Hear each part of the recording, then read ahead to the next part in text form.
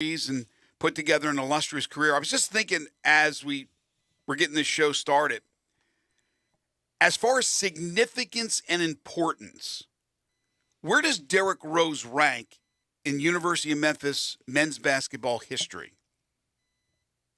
See, again, this is right off the top of my head, and the only two I could think of that may be more significant, maybe three, is obviously Larry Finch, number one, changing the whole culture. We had obviously the movement going on in the 60s where you were hoping to be able to retain the terrific, outstanding African-American players, and he did. He decided to stay at home, and the rest is history. I think Larry Finch is the most integral, important figure in not only basketball, but really in Memphis sports history. He's way up there. But in basketball, I would say he's number one. I would think being able to keep Penny Hardaway here in Memphis to play for the hometown team was important. Maybe Keith Lee, that was before I got here, and I'm not sure if there was anything as far as his recruiting is concerned other than, the best offer I think would win in that situation. But I got to think Derrick Rose is right up there in the top 3 or 4 as far as significance, importance, and obviously payoff as they almost went all the way to win the national championship. I'm certainly not. My history with the University of Memphis basketball team doesn't go back that far. He was only here for 1 year, so a lot of people will say he wasn't that significant, maybe. So I don't know. Well, 1 year going to the national championship and coming up just a little short, but it's not just the results. It's everything that went with it, the attention that Memphis got with the recruitment of Derrick Rose. I would have to say top 5. So got in trouble as well. I would absolutely say top 5 as far as historical importance and significance. Last night, the Grizzlies on the home floor for the first time in a preseason game. They'll play 5 total preseason games. They've played 2 so far. They are a perfect 2-0, so they'll have 1 more at home, and that will be this Friday. And don't forget, this Sunday, they will have the open practice at FedEx Forum. And tomorrow night, they got the Grizz Bowl. They got the Grizz Bowl tomorrow night. You going to go over there and bowl a little bit? You a kegler? I haven't bowled in a long time. I used to bowl. I used to bowl in the league. So did when I. I was a kid. My parents bowled all the time, but I have not bowled in a long time. And I will not be out at the Grizz Bowl tomorrow night. I actually have other responsibilities with the Grizzlies tomorrow night that I got to take care of. So poor booking on their part, but I'll take care of that. Well, I played in probably at my height. I played in 3 bowling leagues a week. That's how much I played. I bowled as a young adult, late in my teens.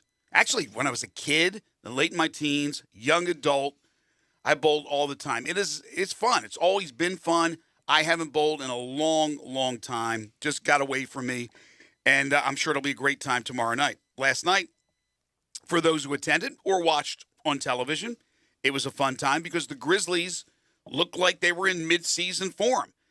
On Saturday in Milwaukee, they won a basketball game and didn't play any of their top-line players, none of their starters. Of course, Jaren's out, but Santi Aldama, who's looks like he's moved into that starting lineup until Jaren comes back, plus the other 4 guys, Steven Adams, Dylan Brooks, Desmond Bane, and some guy named John Morant, they didn't play Saturday. They all played last night, and they rolled 109-97. Ja was absolutely sensational. Then he kind of limped off the court in the second half, and everybody was holding their breath. But it was just a cramp. Everything's fine. Ja, 22 points, 7 assists, 4 rebounds, 3 steals, 1 block, and he was a plus 25. Are you kidding me? Yeah, he was really good. Had the 360 dunk. He was these preseason games for the fans who do go, got to give them some entertainment because it's preseason basketball, and Ja does that. So good showing by him and good showing by the team. And Santi Aldama, if you're going to try and earn that starting spot, not a bad way to do it. 4 of 5 from 3-point range, 21 points in 23 minutes, 24 minutes for him. So, it is expected that starting lineup from last night will be the starting lineup to start the season. And Aldama certainly did not did not give them any reason to look elsewhere to find a new starter in place of Jaren Jackson Jr. And not at all. He's had high praise since camp opened up from the significant people in the front office, the head coach Taylor Jenkins, obviously Zach Kleiman, and he is showing off his wares thus far. 21 points, as you mentioned, 4 of 5 threes, 6 rebounds as well. The rest of the team was 6 of 31 from 3. So think about that. He was 4 of 5. The rest of the team was 6 of 31. If Aldama can hit the 3 like that, wow, he is a significant replacement for Jaren Jackson Jr. He can't do the things Jaren can do. He can't bang like Jaren physically. He's a rebounder to a certain extent, but he's not the rebounder Jackson is. He's not the defensive player Jackson is, but he's good in all those categories. But he could be a real good offensive player. He's a good passer, a good shooter. And again, with John Morant, he doesn't know how to slow down. That's why you probably want to use him sparingly, and I imagine that's what they will do. Maybe he gets a few minutes in another game Friday night for the home fans. I like what they're doing. I doubt he'll play in their – I don't know, is their next game before Friday on the road, or is that their next game? Do you know? Zach, do you know when their next game is? Because if it's Friday at home, maybe he plays a few minutes. I don't think he plays on the road the rest of the preseason. I'm guessing Friday's the next game since they have the Grizz Bowl tomorrow night. I don't know where they could possibly go. That's right. That's right. The Grizz Bowl. You're right. It's probably so he'll probably play because that's enough time between the Monday night game last night and this Friday. Play a few minutes. Yeah, so it's Friday at home, then they're on the road against the Magic and Detroit to close out preseason. Yeah, I wonder maybe in that 5th game against Detroit he gets a few minutes just to keep him fresh for the start of the regular season. But you're not going to see significant minutes from here on out in the preseason after what you saw last night. He played enough last night. We don't need to see him going out there. It's nice for the fans to see him go up there and throw 360s down, but God forbid he comes up lame. And again, the injury that looked scary last night really wasn't much of an injury at all. It was a cramp. If you call cramp an injury, that's what it was. Yeah, I mean, I would guess you see him Friday. I would guess you'd see him in one of the 2 remaining games after that. But for not a lot of minutes. All of these guys, pretty much what you did last night, that starting lineup together, if it is going to be Aldama, which it looks like it will be. Mm-hmm. And for Aldama to hit 4 or 5 threes, I mean, that's obviously it's one preseason game, doesn't mean much. But last year with the hustle where he got the majority of his minutes, he was a dominant force, but he did not shoot the 3 very well. He was, he was like 20, I want to say it was like 20% from three-point range. He did not shoot. I know he's worked on his three-point shooting, and certainly that was probably, if I had to guess, the number one thing that they had him working on during this offseason was to shoot the 3-ball better. And so it is a good sign to see him come out and knock down 4 out of 5. Clearly Desmond Bane at 0 of 5 from three-point range, worst shooter in the NBA. He's terrible. He should not be shooting threes. Trade him. I mean, you could read everything from a preseason game, and if he's going 0 for 5 from 3, clearly has lost the stroke during the offseason, and it's over for Desmond Bane. Yeah, I was looking at his stats. I go, oh, my gosh, that guy's going to be so good. He's already so good. That is one guy I don't worry about. I don't worry about him in the least. All right, so the Grizzlies with a nice preseason win last night. Memphis Tigers football, plenty of news to get to. Some of it came down yesterday after we wrapped up the show. But if you haven't heard, a couple of things. Number one, they have settled their 2023 situation with Missouri. And we'll have Laird Veach on the show, by the way, on Thursday. He'll be in for Ryan Silverfield. Ryan won't be with us this week because of the change in the schedule with the Friday night game. But Laird will be the athletics director at the University of Memphis to talk about a number of different things, including the schedule. So they decided that they will go and play at the Dome at America's Center in St. Louis on September 23rd. It's unfortunately not going to be a home game for the University of Memphis. But what I will guarantee you is that it's not going to be only $250,000 to pull out of that contract. They're going to probably get the gate or something significant financially, or they wouldn't have made this move. So Bethune-Cookman to open up at home next year as far as the non-conference schedule, then at Arkansas State on the 9th, a week off, and then they play Missouri on the 23rd, unless they have a conference game on the 16th. Right now there's nothing on the 16th. The 23rd would be the Missouri game at the Dome, And then on the 30th, they're back home to host Boise State. So obviously, they've come to a mutual agreement.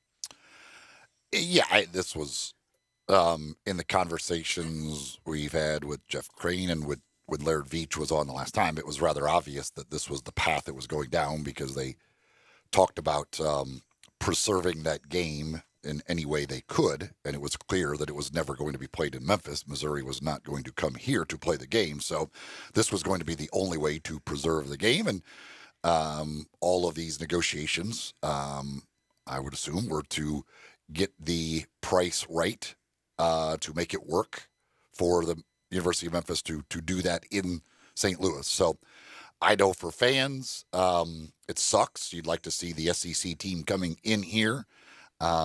Unfortunately, that's not going to be the case.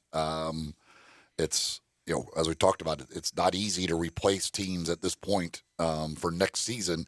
So it was going to be tough to get any kind of good opponent to come in here next year. So Right. Preserving the game with Missouri, getting yourself a good payday, probably the best alternative. And you've already replaced a road game with a home game with losing North Texas as a non-conference game and picking up Bethune-Cookman. You added a home game already to get you back to 6 home games for next year. So it's a little easier to go play a neutral site game, knowing you've already added an extra home game. Other notes involving Memphis football. They announced the kickoff time for the East Carolina game, which will be September 15th. That's in Greenville. It is set for, I think it's 6:30 Central. I saw it say 6:30. I didn't see the time zone associated with it. I'm assuming that's for us in the Central time zone, that release from the university. So I'm going to guess 6:30 Central. That'll be on ESPNU. That'll be on September 15th.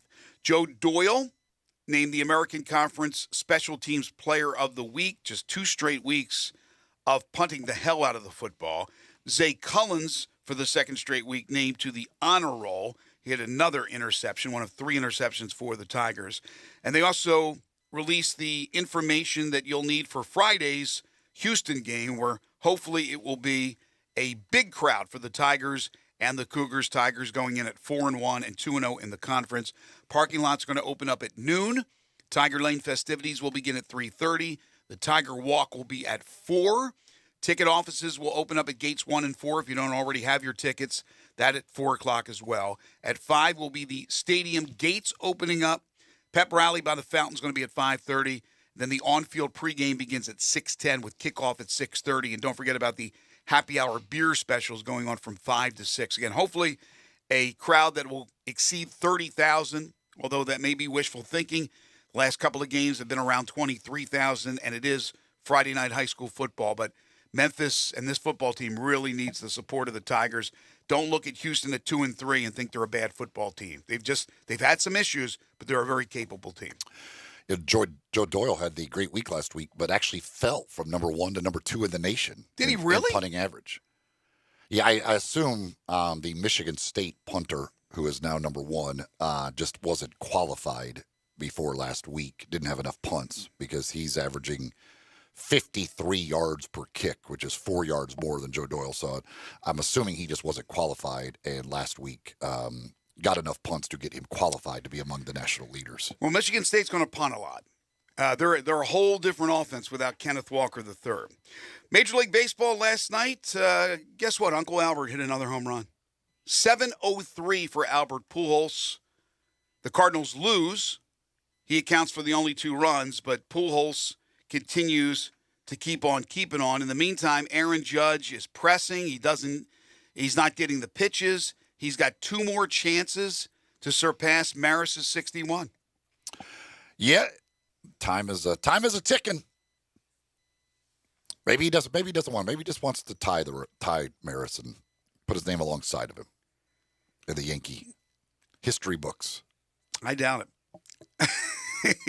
This guy's pressing, and hopefully for the Yankees' sake, he's not affected if he doesn't get to 62 by his performance in the postseason. You got to erase that very, very quickly. My Phillies clinch. They get it done. They beat the Astros last night. So the Phillies are in the playoffs for the first time in 11 years. Yep, the playoff field is set as far as teams. We know all the teams that will be in. We don't know necessarily. There is still some things that could happen, changing seeds. Obviously, the AL or NL East has not officially been decided since the Braves lost last night. They have not officially clinched that, although it still is likely that they will. And then the Blue Jays and who is chasing the Blue Jays? Blue Jays Mariners still is. They technically still could flip flop, but it in all likelihood, the way things stand right now is probably where they will end up, and we'll get the matchups that we currently sit with. One other baseball note: Tony La Russa steps down because of health reasons as the White Sox manager. That was inevitable. He's 78 years of age. You know, the fact that he was back in baseball a couple of years ago, the White Sox going out there and bringing him in was a shocker to me. The White Sox, certainly one of the favorites this year going into the season, a disappointing campaign. And, you know, first things first, the most important thing is Tony's health. But that will be it, an illustrious career for Tony La Russa. Yeah, Hall of Fame manager. This year, certainly a lot of things went on this year. A lot of weird things there, and then ending with the health issues. So I would assume this is the last we'll ever see of Tony La Russa as a manager in the major leagues. We'll get to the NFL a little bit later on in the show with the Niners knocking off the Rams last night 24-9. But when we return, it's all about college football and the SEC with Connor O'Gara. Right now, it's all about QC Kinetics. If you are dealing with joint pain and you're looking for that long-lasting relief, I mean real relief, that will stay with you. They're the nation's leader in exciting new pain treatments with advanced regenerative medicine. QC Kinetics now here in Memphis. Non-surgical alternatives. If you're living with joint pain from injury or arthritis, knees, shoulders, back, it doesn't matter where on the body, right? It doesn't matter. The fact is that you're in pain and you need relief. Don't let them tell you steroids and pain meds and surgery are your only options. QC Kinetics uses regenerative treatments that can restore and repair damaged tissue. So maybe you've been diagnosed with bone-on-bone arthritis. You've been told you need a replacement. Call QC Kinetics now for an alternative way to deal with the pain. These amazing protocols work with pain caused by injury as well, like a torn meniscus or a rotator cuff injury, which I'm dealing with. Call QC Kinetics now. Don't keep living with that pain. Learn how regenerative medicine can give you your life back with no drugs, no surgery, no downtime. Call QC Kinetics now for a free consultation. 901-445-1010. That's 901-445-1010. QC Kinetics, 901-445-1010. Connor O'Gara is next. This is Sports 56 Mornings with Greg and Eli on Real Sports Talk, Sports 56 and 98.5 FM. Let former Memphis Tiger Gabe Kuhn and Brett Norsworthy take you home every afternoon with Sportstime on Sports 56. Weekdays from 3 to 6 here on Sports 56 and 98.5 FM.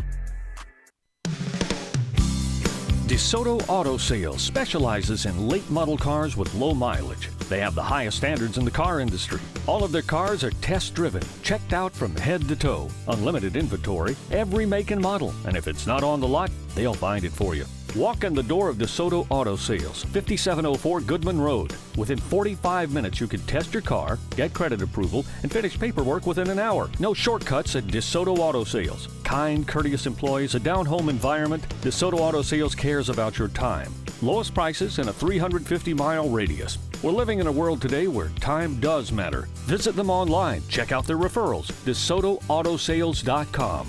Very proud to serve DeSoto County and other surrounding areas. DeSoto Auto Sales, 5704 Goodman Road. Call 662-890-7184. 662-890-7184. Come on down to DeSoto Auto Sales. Hey, what QC Kinetics is doing for people here is terrific. Nothing short of amazing. I'm talking real lasting relief from joint pain. Hey, it's Greg Gaston. QC Kinetics is the nation's leader in exciting new pain treatments with advanced regenerative medicine, non-surgical alternatives. If you're living with joint pain from injury or arthritis, don't let them tell you steroids and pain meds and surgery are your only options. QC Kinetics uses regenerative treatments that can restore and repair damaged tissue. All right, maybe you've been diagnosed with bone-on-bone arthritis and have been told you need a replacement. Call QC Kinetics now for an alternative way to deal with the pain. These amazing protocols work with pain caused by injury as well, like a torn meniscus or rotator cuff. Call QC Kinetics now. Don't delay. Don't keep living with that pain. Learn how regenerative medicine can give you your life back with no drugs and no surgery. Call QC Kinetics now for a free consultation. 901-445-1010. That's 901-445-1010. QC Kinetics. 901-445-1010. Getaway Sports Bar, the best kept secret in town, open noon to 1:30 a.m. 7 days a week. Garvin, the owner, created this SEC NFL Dream Bar over 20 years ago. You'll never miss a minute of action. 10 TVs, 5 70-inch TVs for all the big games. Rack them up on 6 pool tables. Coldest beer in town, grab you a pool stick and get you some good bar grub. 100% Angus burgers, big and moist chicken tenders. Daily happy hour Monday through Friday, 2 to 6 p.m. with long neck domestics, 225 Getaway Sports Bar, 4632 Winchester. You need concrete coatings, materials, and supplies in Memphis fast, and you get this answer? Oh yeah, we got that stuff, I think, but it's in Wisconsin, so you're going to have to wait a few days for delivery. Why wait? Get your concrete coating and supplies now at TSS Supply. Everything that you need for coating concrete at TSS Supply, 5665 East Rains Road. And you're not dealing with just any supply store. TSS Supply specializes only in concrete coatings, materials, and supplies, all in one place. Most products are delivered same day or within 24 hours. Looking for a particular item, you need large quantities, or just have general questions? Call them at 901-729-0565. Or you can email your question to Brad at tsssupply.com. All month in October, TSS Supply is celebrating its grand opening with 10% off your first order. Come by TSS Supply on Wednesday, October 5th for their official grand opening party. Sports 56 will be broadcasting live, plus have free food and prizes. TSS Supply, 5665 East Rains Road. The new era of Thursday Night Football is here, and it's only on Prime Video. This Thursday, 2 offensive stars go head-to-head as Jonathan Taylor and the Indianapolis Colts travel to Denver to take on Russell Wilson and the new-look Broncos. Pre-game coverage begins at 7 p.m. Eastern with TNF Tonight, delivered by Little Caesars. Not an Amazon Prime member? Sign up for a 30-day free trial to stream the game. It's the Colts and the Broncos, only on Prime Video. See Amazon.com/watchtnf for details. You know when I played football for the Memphis Tigers? We all know you played for the Tigers. We all love going to Central Barbecue after games. There were so many great choices to refuel after the game, ribs, pulled pork. Some of the weirdos would even get vegan options. And as team captain, We all know you were a team captain. I felt as leader I needed to encourage my teammates to get the best food possible, and that was Central Barbecue. Or you just wanted to go there, so as a captain, you made them come with you to Central Barbecue. They wanted to come to Central Barbecue. Not as much as you wanted to go to Central Barbecue. No one wants to go to Central Barbecue as much as me. Sports 56 traffic. Right now, we working a crash investigation on Norris Road between I-240 and Hernando. That's a crash investigation there. We also working a police situation on Rains and Auburn out in Whitehaven. Accidents on Chimney Rock at King's Cross. And then accident on I-40 West at Watkins. The second right lane is blocked there. That's I-40 West at Watkins. The second right lane is blocked. And then we're dealing with traffic on I-55 North between South Parkway and Riverside. This is your Sports 56 traffic update. Now back to Sports 56 Mornings. Good morning. On Sports 56 and 98.5 FM. Here once again, Greg Gaston and Eli Savoy.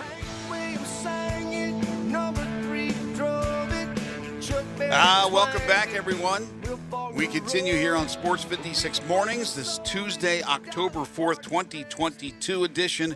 Greg Gaston, Eli Savoy, and Zach Boyd with you from the Family Leisure Studios, where family and fun come together. Each Tuesday, we have the pleasure to talk college football, specifically the SEC, with one of the best, Connor O'Gara.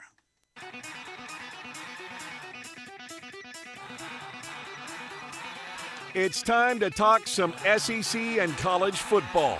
Joining Greg and Eli is Connor O'Gara from SaturdayDownSouth.com and SaturdayTradition.com. Here's Connor O'Gara with Greg and Eli. You can also follow Connor on Twitter. I suggest you do, at CJ O'Gara. He joins us now on Sports 56 Mornings. How are you? Gentlemen, doing well. I always feel like it's weird when we turn the calendar to October because it makes me feel like the season's flying by, but I'm not going to complain about that. Can you play doctor for a second here on radio? I want to get a couple of updates if you have them. First of all, I saw where Tennessee lost Burrell, I think it was, for the season. We have an update on, or I'm asking if we do have an update on Seven Banks. And what's the latest with Bryce Young? That's a lot of doctor. Yes, it is. No, I haven't seen an update on Burrell yet. I know that we're still waiting on Cedric Tillman with the tightrope procedure and whether or not he's going to be able to play against LSU. That's the same procedure that Tua had, if you recall, back in the 2018 college football playoff. But I think we're still waiting to hear the rest on that on Burrell. And then with the Seven Banks thing, yeah, I think he's going to be out. I think Brian Kelly said 6 weeks or something, but it could have been worse, yes. But it wasn't. The transfer from Ohio State, so that's a fortunate development because that looks like it's a scary situation. What happened against Auburn, and then Bryce Young, Nick Saban says day to day.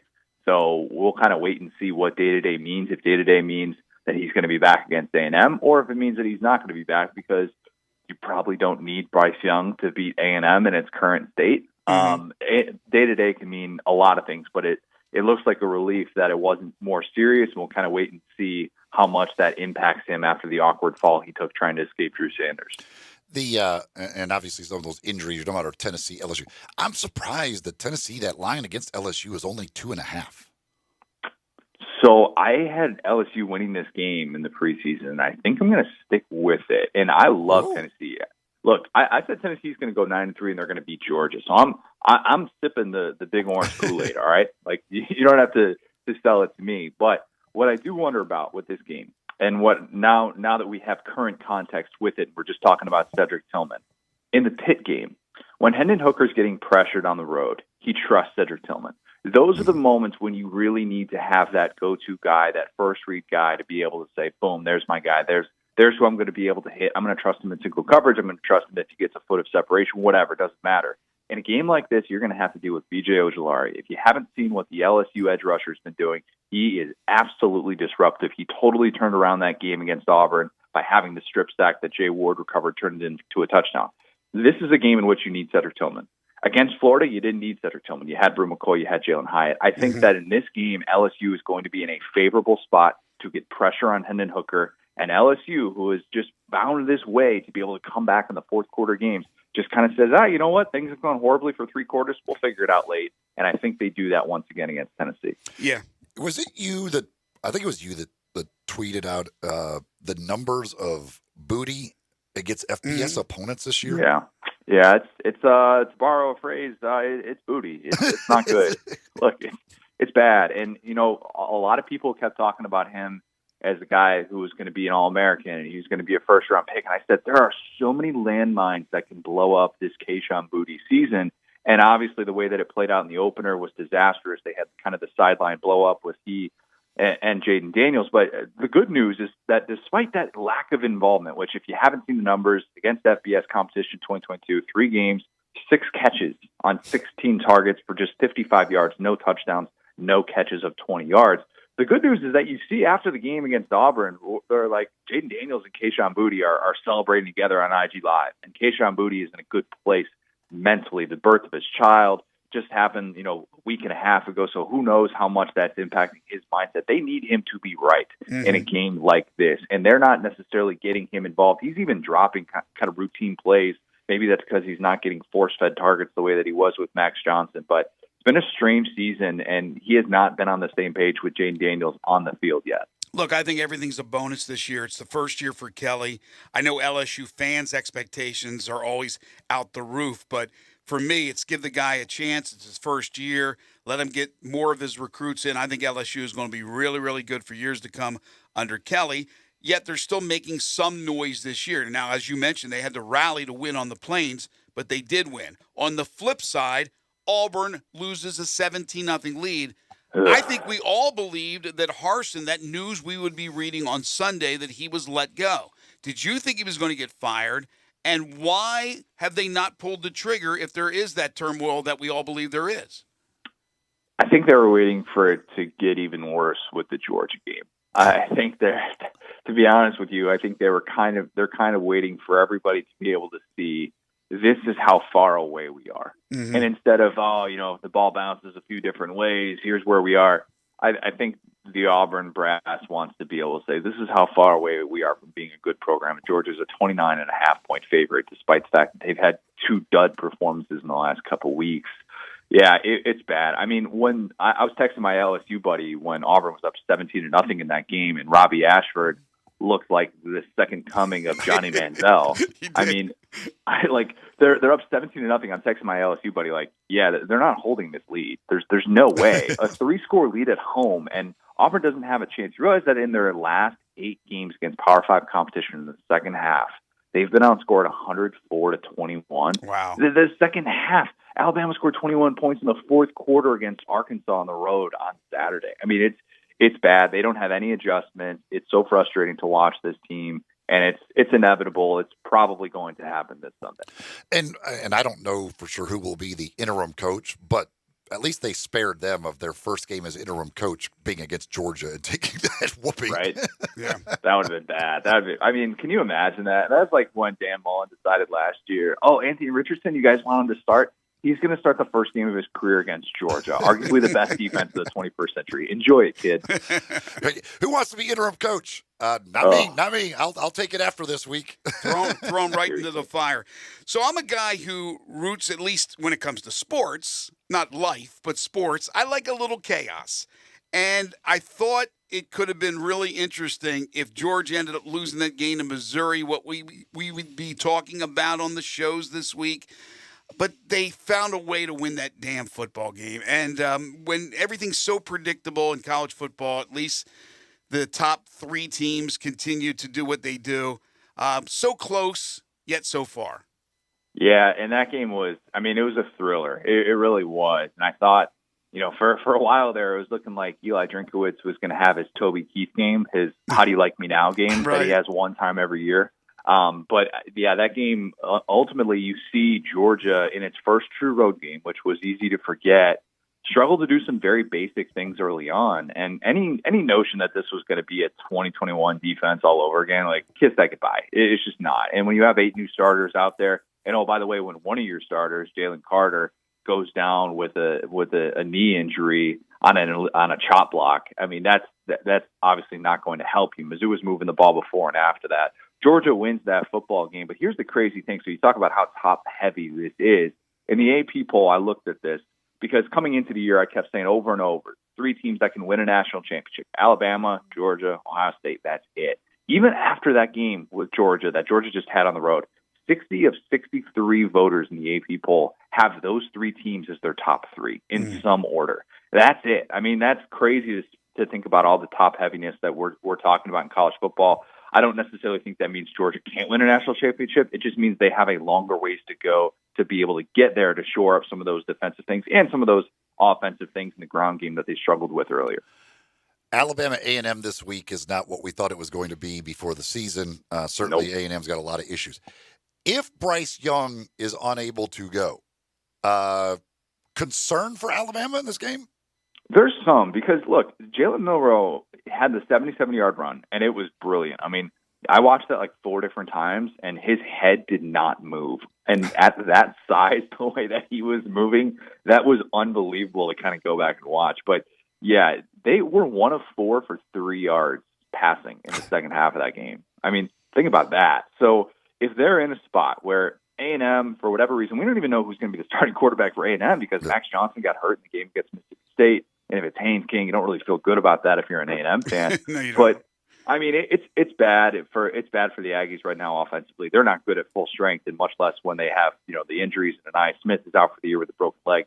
But I think that there would be at least a little bit more of hope from the A&M side that this could turn into a game where oh, maybe Devon Achane busts through for an 80-yard run, and A&M is at least having a chance. But Bama figured some things out in the ground game, and Jahmyr Gibbs had the 2 touchdowns of 70-plus yards, and they looked like they really got going from an offensive line perspective, which they needed to badly later in that game against Arkansas. So I would say if you're an A&M fan holding out hope that, oh, maybe they can win this game if Bryce Young's not out there, I don't know. Bama still at least has one dimension to be able to beat them.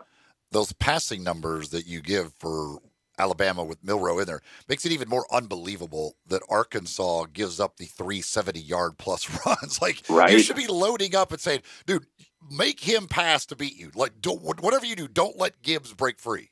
Yeah, and it just comes down to execution there. It wasn't like he was running against a bunch of 3-man fronts, at least it didn't look like. And on that play that Milroe broke for 77 yards, Arkansas actually had it defended properly because they had Bumper Poole as the spy, and he's got like 10,000 career tackles. He's been in college since Darren McFadden was there, for crying out loud. And he just missed him, and then he breaks free. So right. like that's a tough look for Barry Odom, and that's reality when you're going up against a player like that. Connor, how good is Ole Miss? And if they have to win a game on a long drive touchdown pass from Jackson Dart, do you feel confident right now that he's the guy to do it? Not particularly, but I do think Ole Miss is a really solid football team who is getting a very favorable start to the season. I'm not diminishing Kentucky because Kentucky, in my opinion, is even better than kind of what I was saying in the preseason, but defensively is where I continue to be so impressed. In a game in which Ole Miss had 80 rushing yards in the final 3 quarters of that game when it looked like they were going to run for 400 yards against Kentucky, and Kentucky had a banged-up front seven. They defensively have figured a lot of things out, and so Lane has adjusted his game plan with Jackson Dart, and you can kind of tell the limited chances that he got in that game, especially in the second half. Some of the throws that he had over the middle where you're like, I don't think he sees that linebacker there. That's not good. Kentucky's getting a little bit too much action on his passes. I do think that they're beginning to find their identity, which I didn't know that they really had in the first 4 weeks, despite the great start. It's different to do it against SEC competition. I don't know that Lane fully trusts Jackson Dart, but that's the difference between this year's team compared to the last two, is that you can trust that ground game and you can actually trust that defense. That was the fewest amount of points they've scored in an SEC win under Lane Kiffin, and I think this can be a little bit more of a replicable model that they are able to kind of sustain moving forward with a very favorable next 2 games to be able to potentially get to 8-0 or even 9-0 going into that first playoff ranking. Mississippi State or Arkansas this week? Oh, man. I think Mississippi State. I think Arkansas's weaknesses are too obvious. I think they are, and I was high on the Hawks coming into the year. I said second in the West. Mississippi State's a good football team. They really are. They've had one bad quarter. They had one bad quarter against LSU. They're really close to being undefeated right now, and they have the best defense perhaps that Mike Leach has ever had as a head coach. I'm such a believer in what Zach Arnett is doing.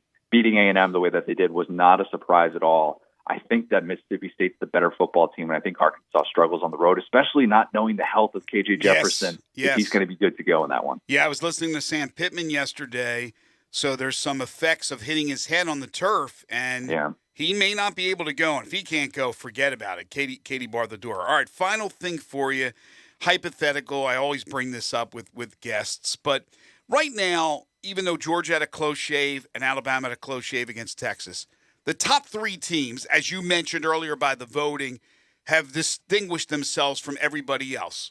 Although we have a good Michigan, a good Clemson, USC. We know they're good football teams other than those 3. But those 3 are the top, right? Let's assume that they just keep taking care of business, go to the SEC championship game, and Alabama and Georgia plays one of those classics, comes down to the wire. Doesn't matter which one wins, but the losing team would now have the one loss. If Clemson and USC and the teams right now that are right behind and they're undefeated, if they roll and go undefeated in their respective conferences, do they automatically get the jump over the one-loss Georgia or the Bama? If we're saying all year long that the top 3 teams, and it's not even close, are Georgia, Ohio State, and Alabama, wouldn't the team, even with the one loss between Alabama and Georgia, still be ahead of the other ones, at least theoretically? there are roughly 10 million ways in which this won't happen, but I love where your head is at. I love this because this is what we do, right? This is exactly the types of discussions that we want to have. I don't think an undefeated Power 5 team of Clemson's caliber, of USC's caliber, even though I'm down on USC, and they're going to get smacked by Utah in that game when they have to go to Salt Lake City, so we won't be having this conversation. But I do think that an undefeated team like that's been in the top 6, top 7, would be in favorable position to move up. And that would be a tough blow if you're Georgia or Alabama, but I don't think they would be able to stomach putting in that second SEC team if there's the undefeated Power 5 team and it's not from like the Big Ten West or something like that. Yeah, no, I think you're right, but it's just, it always puzzles me when these 3 teams are the best by far. You come down to a championship game and you play down to the wire and the one team loses by a field goal, and then all of a sudden now they're behind the 3 or 4 other teams from other conferences that may have run the table, but you don't look at those conferences as being as strong or that team being as strong. Just something to think about. We're a ways away from that. Connor O'Gara joins us each and every week here on Sports 56 Morning. We thank him for that. He brings a lot to the table. You can read all his great stories at Saturday Down South, Saturday Tradition. He's their senior national columnist. And also follow him on Twitter at CJ O'Gara. Have a great week, my friend. We'll talk to you next week. Gentlemen, appreciate it. Thanks, Connor. Hey, moving is a stressful time for you and your family, and you got a lot of things you're trying to deal with, but don't try and do all of the things yourself. You take care of the things that you need to take care of. As far as getting your belongings, getting everything moved, leave that up to the experts. Black Tie Moving. They'll take a lot of the stress and worry off your back and make sure that everything is done smoothly. Your belongings get where they're going safely and securely. Black Tie Moving, you can give them a call at 901-316-6196 or go to the website at blacktiemoving.com/Memphis. They will give you a no obligation quote up front. And they will work with you coming up with a plan for your move, however much you want them to do, whether you want them to do all the packing and unpacking or whatever you want. That's the whole thing. You'll come up with a plan with them that fits your needs and fits your budget as well. Don't try and do it yourself. Don't be asking your friends to help you do it. Go to the experts. Black Tie Moving, 901-316-6196, or go to blacktiemoving.com/Memphis. Whether it's your home, whether it's your office, whether it's across town, whether it's across country, whatever it is, if you're moving, give the folks at Black Tie Moving a call. In case you missed the Monday Night Football game, we'll recap it when we return. Plus, we'll give you the topic for tomorrow's 5 favorite things. Humdinger's Trivia coming your way at 8:05, so stay tuned for that. This is Sports 56 Mornings with Greg and Eli on Real Sports Talk, Sports 56 and 98.5 FM. Add a little fun to your lunch break.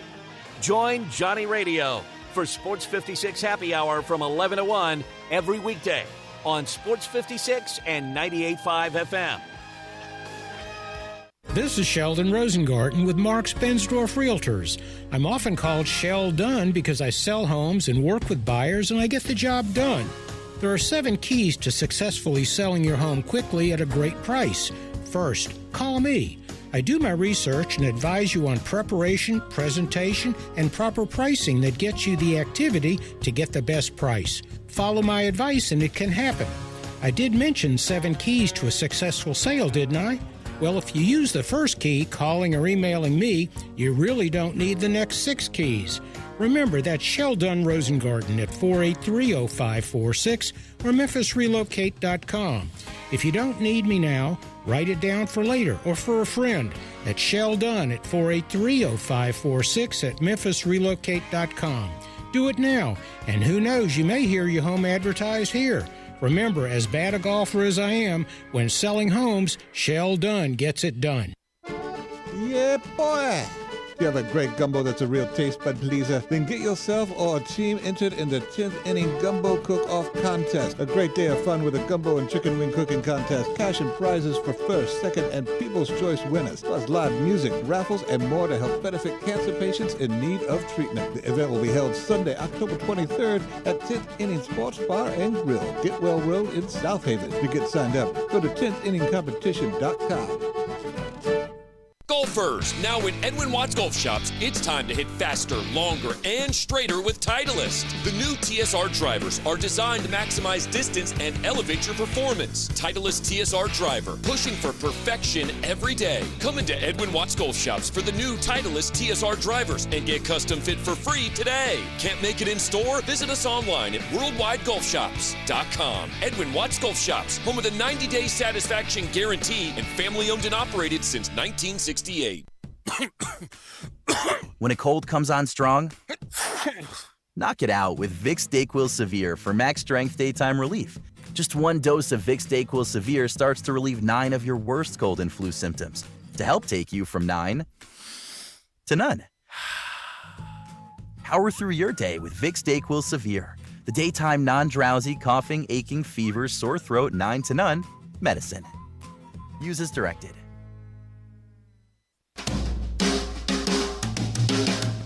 Hi, this is Lauren Choate with Choate's Air Conditioning, Heating, and Plumbing. Choate's is offering some amazing specials for this month only. If you're considering upgrading your furnace before the cold weather comes, Choate's is offering $1,000 off a new Carrier furnace. If you don't need a new furnace, Choate's is now offering its early bird $60 furnace tune-up. This 22-point tune-up includes a free carbon monoxide test and heat exchanger inspection. And Choate's is your indoor air quality expert. For the best quality air for you and your family, it's recommended to have your air ducts cleaned every 8 years. This month only, Choate's will install a free UV light system when you get your air ducts cleaned, a $500 value. Call us at 347-8086 to take advantage of these amazing deals. So, turn to the experts with Choate's, and remember, let our family serve your family.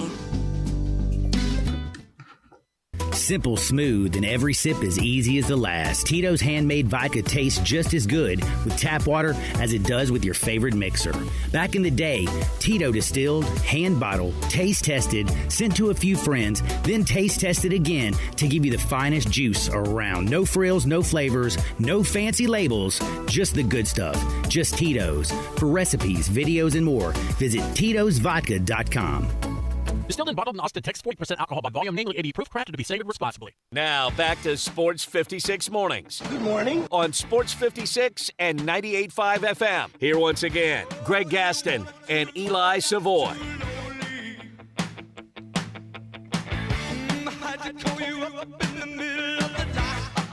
Little Billy Joel never hurt anybody. Welcome back, everyone. 7:51 the time. Currently 54 degrees. We'll get up to about 79, 80, 81, somewhere in that area.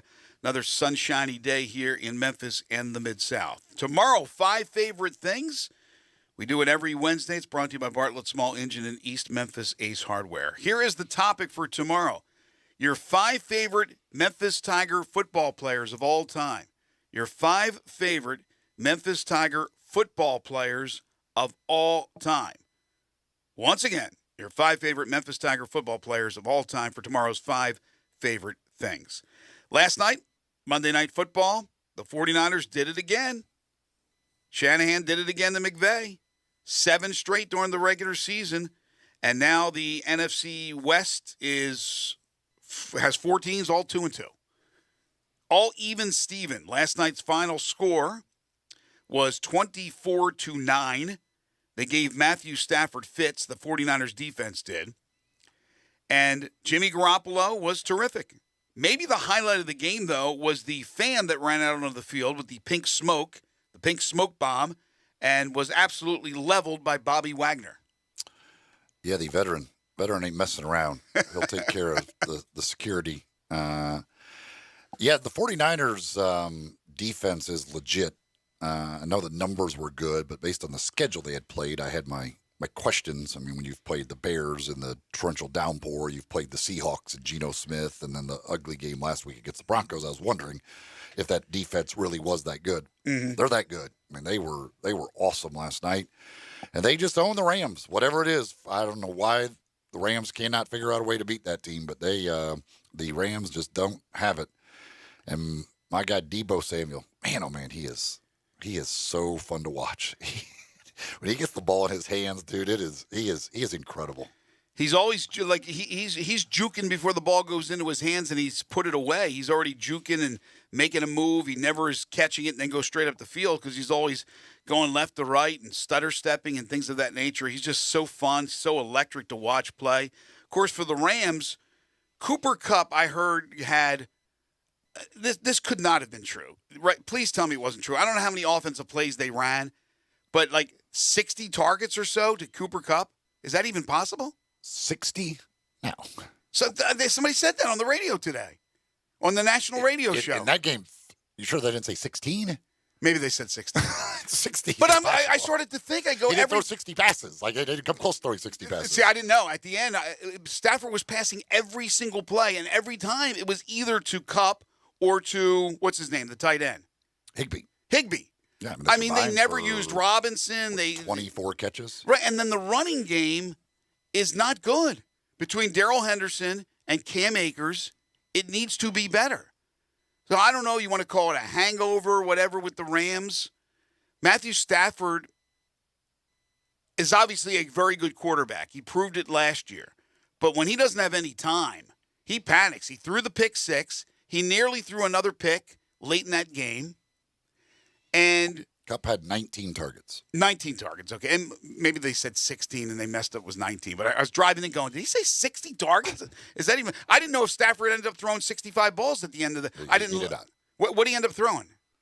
He had to throw 50 passes, right? He was 32 of 48. Okay, so nearly 50 passes. But again, I don't know what it is. They're not protecting for him, as you just mentioned. Of course, you're going up against San Francisco's defense.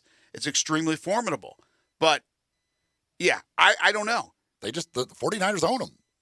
It's just the 49ers have their number. It doesn't it's whatever it is. The 49ers just have the Rams number when they play. Yeah, that's why I said, to take the Niners when I gave the pick yesterday for FanDuel. But my parlay, I had Jeff Wilson scoring a touchdown, which he did, but Cooper Kupp did not get into the end zone. That would have been a nice parlay.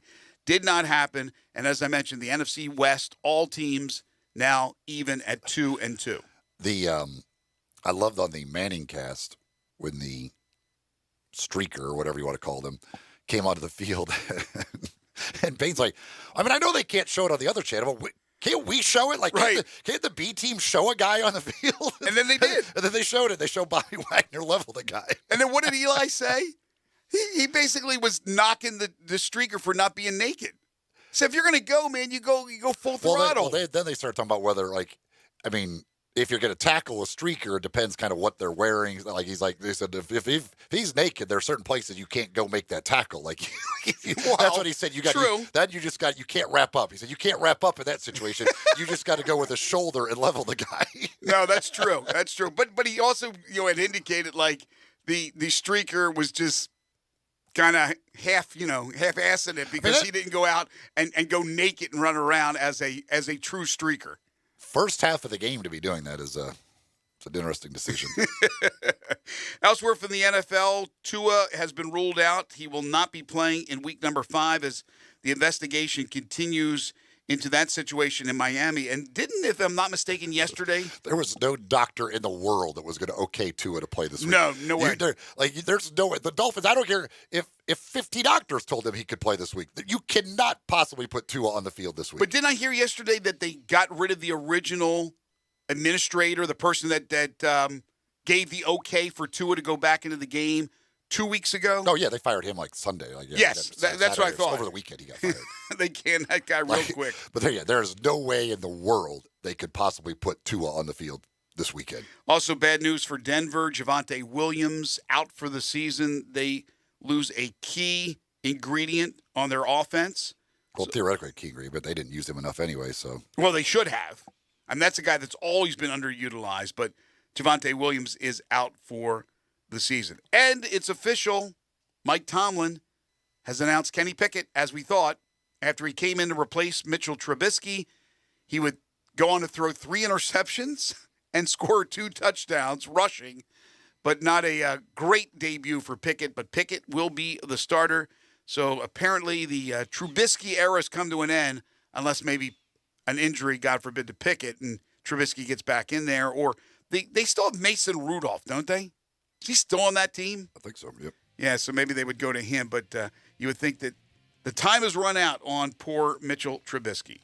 Pinnacle Roofing and Restoration, the time never runs out if you need a new roof because you got to take care of it. You can't just let time go by because the problem will get larger and bigger and the cost more costly for you to get it fixed. So take care of it now. As they say, nip it in the bud. Pinnacle Roofing and Restoration for all your roofing and home repair needs. Call Brandon McCullough today at 901-438-5084 or go online to newroofmemphis.com. They'll come out and they'll do a free roof inspection. Now, if you purchase a new roof, they have different plans and options, financial options to choose from, including a 6, 12, or 18-month, same as cash option. So, again, if you think you can't afford it, you can't afford not to get the new roof. They'll work with your insurance company. They'll work out of pocket, whatever it takes. And they're part of the Roofs for Troops program. So any veteran, active or retired out there, get a $250 rebate on the purchase of a new roof. They do residential and commercial roofing, so business owners and property managers, if you have a leak or any other roofing issue, call Brandon today. Again, they'll come out and do a free roof inspection. They're licensed, bonded, and insured, and a member of the Better Business Bureau. If you purchase a new roof, you get a 5-year labor warranty. They also do work around the home like carpentry work, exterior painting. They can replace gutters, put up fencing and siding, rotten wood repair. Brandon's a certified shingle installer, so if you have shingles down, he can go ahead and take care of that for you. Quality work at a very reasonable price. It's Pinnacle Roofing and Restoration for all your roofing and home repair needs. Again, call Brandon today at 901-438-5084 or go online to newroofmemphis.com. Hour 2 coming up. We'll kick things off with Humdinger's Trivia. This is Sports 56 Mornings with Greg and Eli on Real Sports Talk, Sports 56 and 98.5 FM.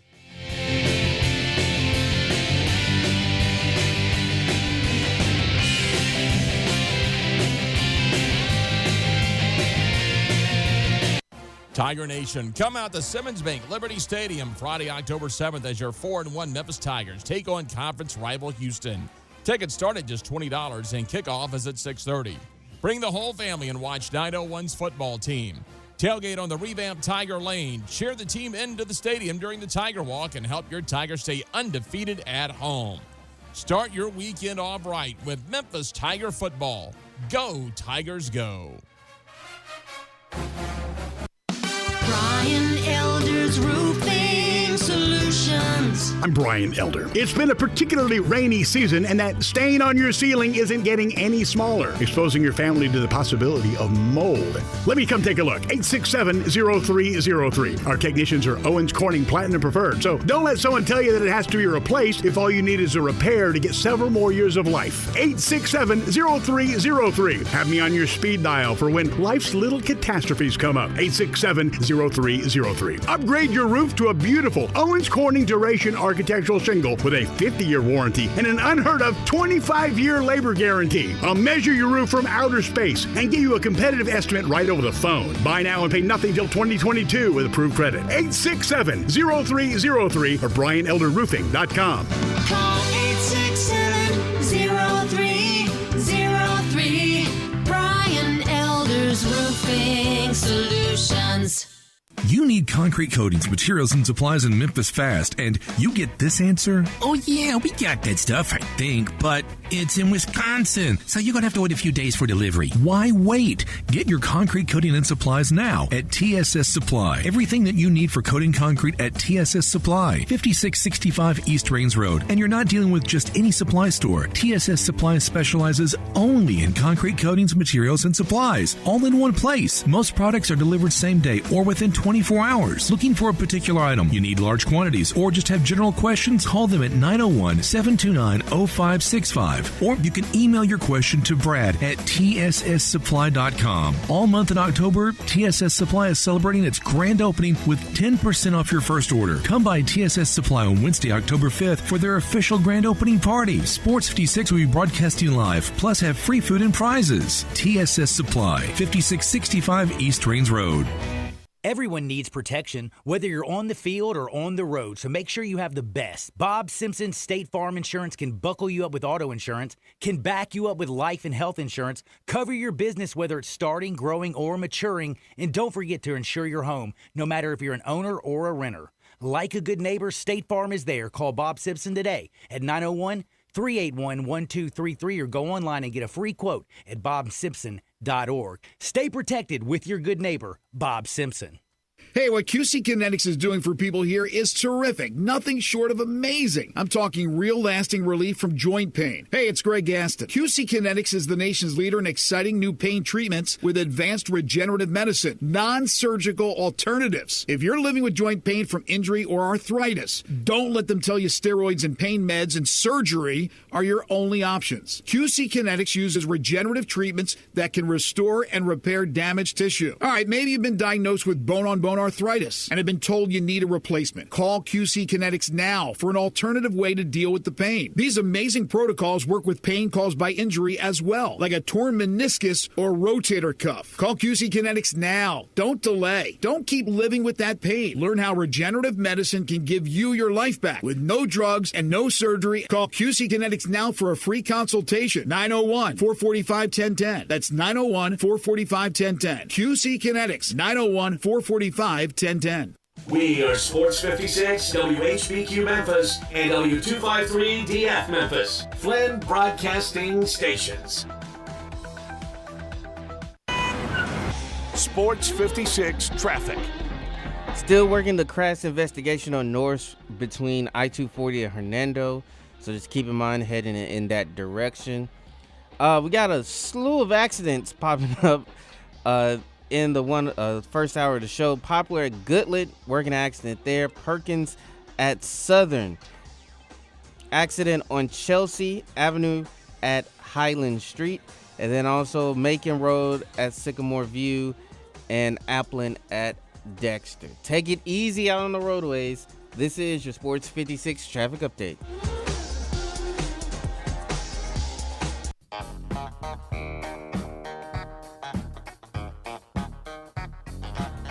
Now back to Sports 56 Mornings on Sports 56 and 98.5 FM.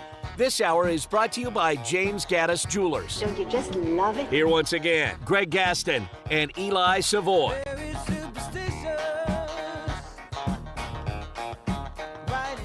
Welcome back, everybody, or welcome in if you're just tuning in to Sports 56 Mornings on this Tuesday, October 4th, 2022. Greg Gaston, Eli Savoy, and Zach Boyd with you from the Family Leisure Studios. Family Leisure is located at 2120 Whitten Road, just north of I-40. Currently 52 degrees as you get your Tuesday morning started. It will get up to about 80, 81. Another sunshiny day. As I mentioned in hour one, if you missed it, tomorrow we're going to be on remote. Yes, the morning shows from 7 to 10. We will be on remote at TSS Supply at 5665 East Rains Road.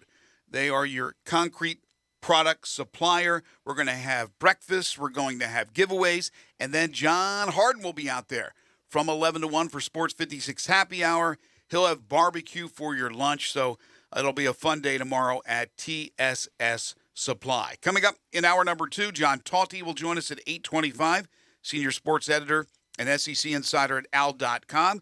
We'll take your calls, your texts. You can hit us up on the Sports 56 listener lines at 901-360-8255. A lot of college football to get into. We'll get back into the Grizzlies from last night, their exhibition or preseason game, if you will. A home game and a win again for the Grizz, who go to 2-0 in the preseason. 109-297 over Orlando. But it is Tuesday. Each week on Tuesdays, we bring you Humdinger's Trivia. That's right. It is Humdinger's Trivia. It's your opportunity to win a $25 gift certificate to Humdinger's over at Poplar and Massey. That's where you'll find them. That's where you're going to find delicious food. And on Tuesdays, all day long, it is Taco Tuesday. Their chicken and fish tacos, just $2 each, all day, each and every Tuesday. Those things are delicious, and for $2, that is a heck of a deal because those are big tacos with lots of filling in there. So great, great deal. If you don't want the tacos, there's plenty of other items on that menu. All the different grilled fish options, maybe the Humdinger shrimp. You can throw in a skewer of shrimp with your grilled fish. Great sides. They've got salads. They've got the crispy fish and chips, which on Fridays they do specials on the crispy fish and chips. $8.99 all day long on Fridays with the crispy fish and chips. So many different things to choose from on that menu. A lot of delicious, all delicious, and a lot of great healthy items for you to choose from as well over at Humdinger's. Again, it's at Poplar and Massey. And you can go online to check out the menu at humdingersrestaurant.com. That's humdingersrestaurant.com. If you are the first to answer today's question correctly, you will get the $25 gift certificate to Humdingers. All you got to do is answer via text at 901-360-8255. 901-360-8255. Send in your answers. First correct answer gets the $25 gift certificate. And here is today's question. Among active Major League Baseball players, who has the most career postseason home runs? Among active Major League Baseball players, who has the most career postseason home runs? 901-360-8255. Send in your answers. First correct answer gets that $25 gift certificate to Humdingers. If you have won in the last 30 days, you are not eligible to win. So get those answers in. Who has the most career postseason home runs among active Major League Baseball players? And get those answers in for that $25 gift certificate. I did have a text message I wanted to get to here on, where did that one go? Here it is, Sean. Sean texted him. He said, what's going on with the Tigers' attendance? In years past, we'd easily get over 40,000 for a Friday night ESPN game. Now we're calling getting 30,000 wishful thinking with a 4-1 team. All right. Well, first of all, let's address the first part of that. In recent history, I had to go back. I took out the COVID years, 20 and 21, because that was all bizarre anyway. If you take out the Friday after Thanksgiving, which isn't another Friday night, like they've played that at 11 a.m., all that stuff. In 2018, they played a Friday night game at home. That was against Georgia State. They had 27,000. In 2017, they played a Friday night game. That was against Tulane. There was some light rain that night. They had less than 18,000. So we easily get 40,000 for a Friday night game. That's actually just not even fact. There's not even close. Like there isn't a 40. I didn't go farther back than that. I mean, I don't know that you're going to find a Friday night game that they got 40,000 people in the history of the program. So to say easily get over 40,000, they didn't. Again, the two most recent Friday night home games, the most they got was 27,000. So it is what it is. And yes, the attendance. Again, the last two games, to me, has been very disappointing. For Saturday games with absolutely perfect weather to only be able to draw 22,000, 23,000, that again, as I've said after the North Texas game, if you want to get into a bigger conference, you can't be 22,000 on a Saturday afternoon in perfect weather. Like that doesn't look good in trying to get into a big conference. It's unfortunately a somewhat controversial topic. Every single year we talk about this. And remember, in years past, there's always been questions about the turnstile, about the accuracy of the numbers. I think right now, the way they have it set up, they're pretty damn accurate. They're pretty accurate with the numbers. They drew 32,600 for their home opener, which is a good, solid crowd. They were into it. I thought they were great. And then they dropped by about 9,000 in that second game. And I would think the primary reason was that they didn't offer up the $5, I think they were $5 tickets, right, from Kroger.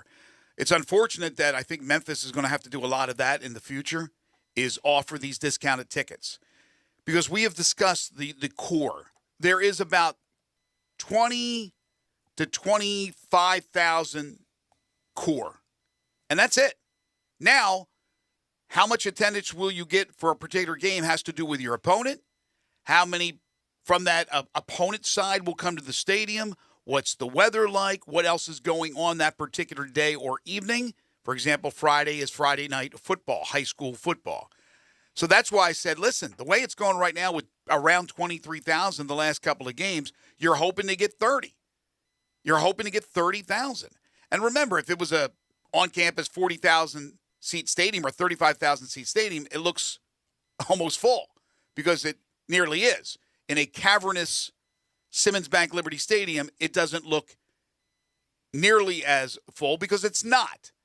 Now, with the renovations that are planned, and easier said than done because they have to put a lot of money into it. That means they have to do a lot of fundraising. I think there's going to be a lot of things that will make this appealing to people to want to come for the experience. I think they'll probably flip around where the cameras are. So the camera shots on television are facing the home stand as opposed to the visiting side, which never looks as good. That's always it's driven me crazy over the years, but that's the way they constructed the stadium. But I think in essence, the core is about 23,000, right at that number. And there's a lot of other circumstances that come into play on whether or not you will draw more. Now, if Memphis has to win. They're 4-1 for goodness sakes. 4-1, and yes, you're basically praying to get 30,000 people.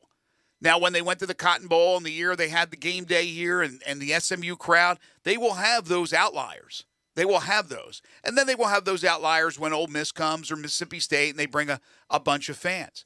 But Houston predicted this season to be maybe the conference winner, and they still could, but they're off to a slow start, still a very capable team, is a good attraction and a school that's leaving the conference, for goodness sakes.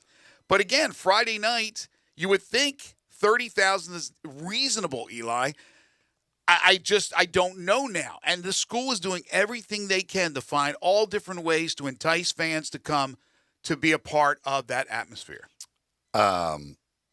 Steve Tex says the reasons for the low attendance is crime, cost of gas, parking, tickets, food and drink versus ESPN. Yeah, I get it. Listen. I understand the problems they have. I mean, people have 70, 80-inch televisions. Like, it's pretty attractive to just sit there in front of that TV and watch the game. High def, like it doesn't get much better than that. Like, you can drink your own beer a lot cheaper. You can eat your own food. You could whatever. Yeah, it's a heck of a lot cheaper. There's no doubt about that. So I mean, I get all the things that people aren't going to or don't want to go to the games. I certainly understand that. That's the problem. I mean, and I don't know what the answer is for these universities. But I do know that there are still a lot of universities in the Power 5 conferences, and I haven't looked at the attendance around the rest of the American this year. I don't know. But at these Power 5 conferences, there's sellout after sellout after sellout, and they're drawing 100,000 here or 80,000 there or 70,000 there. And my thing is, if you're trying to get into one of those conferences, like you think you belong in one of those conferences, 22,000 people on Saturday afternoon at 2:30 in perfect weather, that's not going to do it. I mean, look, Steve's right about all those factors, but ESPN's been around for 40 freaking years.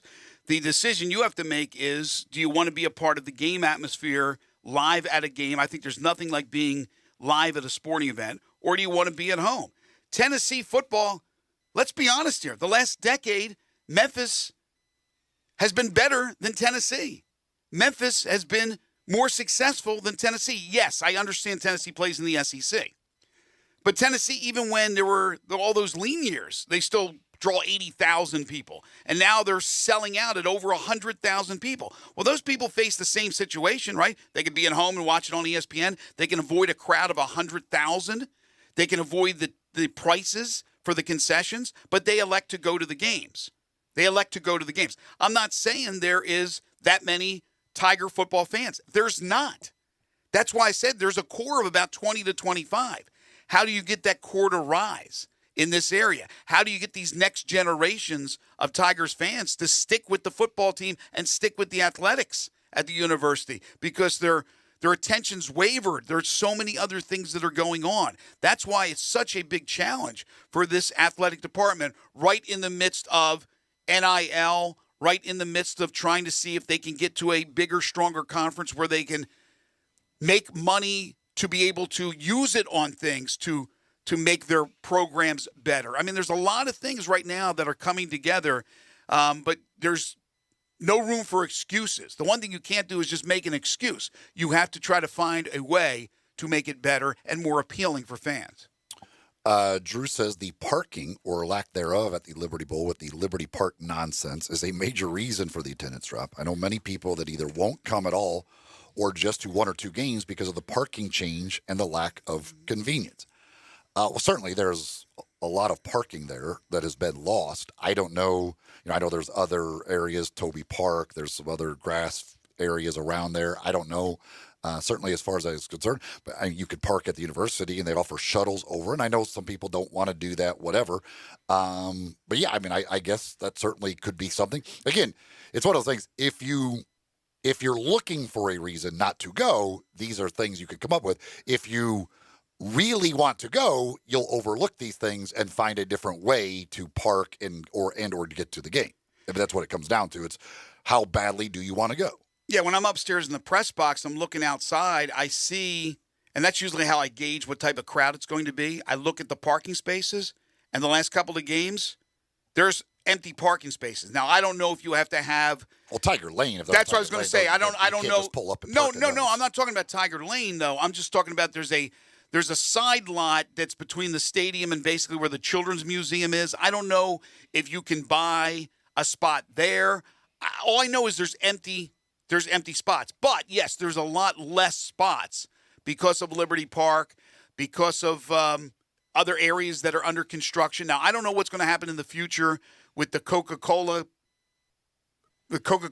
building over there. That's a lot of real estate. I'm not sure what they plan to do. Obviously, we have discussed and debated until we're blue in the face the whole deal with the Mid-South Coliseum. No use of going into that again. There could be a lot of spaces there. But I think you are right on that if you want to find an excuse, you can find an excuse. Somebody else says absolutely parking is a problem. Parking needs to be more convenient and cheaper. Matt says, with the 2 previous coaches, we had an unbelievably exciting offense and fun product to watch. With the exception of his first year and another coach's players, the product is not as fun to watch, especially the offensive side. He's been recruiting well, but not getting the results he should be getting on the field. Yeah, now to me, if you're going to talk about the product itself, that's the best excuse that you can have, in my opinion. If you don't like the product, then you don't want to go watch the product. But this product is 4-1. This product is 2-0 in the conference. I'm not saying that they will continue to win all their games this season, but to me, yes, I like offense. I like to see a little bit more fireworks, but they're 4-1. They're winning football games, right? They're winning. Maybe you like the defense because the defense is getting pick sixes and interceptions, and they're exciting to watch as well. There's other facets of the game other than just offense. But I do understand the texter. When you got used to that high explosive offense where you can throw a fitty burger on the board like it's nothing, I do understand that to a certain extent, but it's also what's the bottom line? The bottom line is winning. Another text is one of the reasons for the attendance issues is the lack of any must-see players. The other is a lack of must-attend fan culture. And yeah, that's in the end, that's the thing. Like when you talk about Tennessee and these other places, like it's the thing to do. Like you go to the games. That's what you do. In Memphis, and this is one that goes back to the students. When the students are at school, they're not going to the games. They don't get in the idea of like going to the game. In Tennessee and the SEC schools, when you're a student, you go to the games. Sure. So that becomes your thing to do. On Saturdays, once you're out of school, you're still in that area, we go to football games. You are kind of trained almost that that's the thing to do. Here, it is not the thing to do. The students go tailgate, then they go wherever. They're not trained to go to games. It is not the thing to do. Wait, Tigers are playing on Saturday? I'm going to the game. Okay. Don't even ask me for anything else. Tigers are playing. I'll be at the game. You know that each and every week. I understand to a certain extent. There's 105,000 people at the Tennessee Vols game. You think they're all students?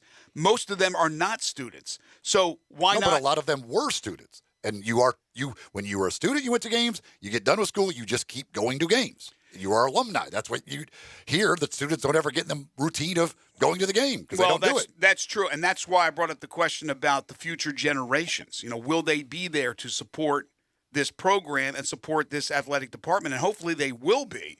But yes, there's a lot more of those that follow and support a University of Tennessee as opposed to a University of Memphis. And again, as we've talked about, this is a melting pot community.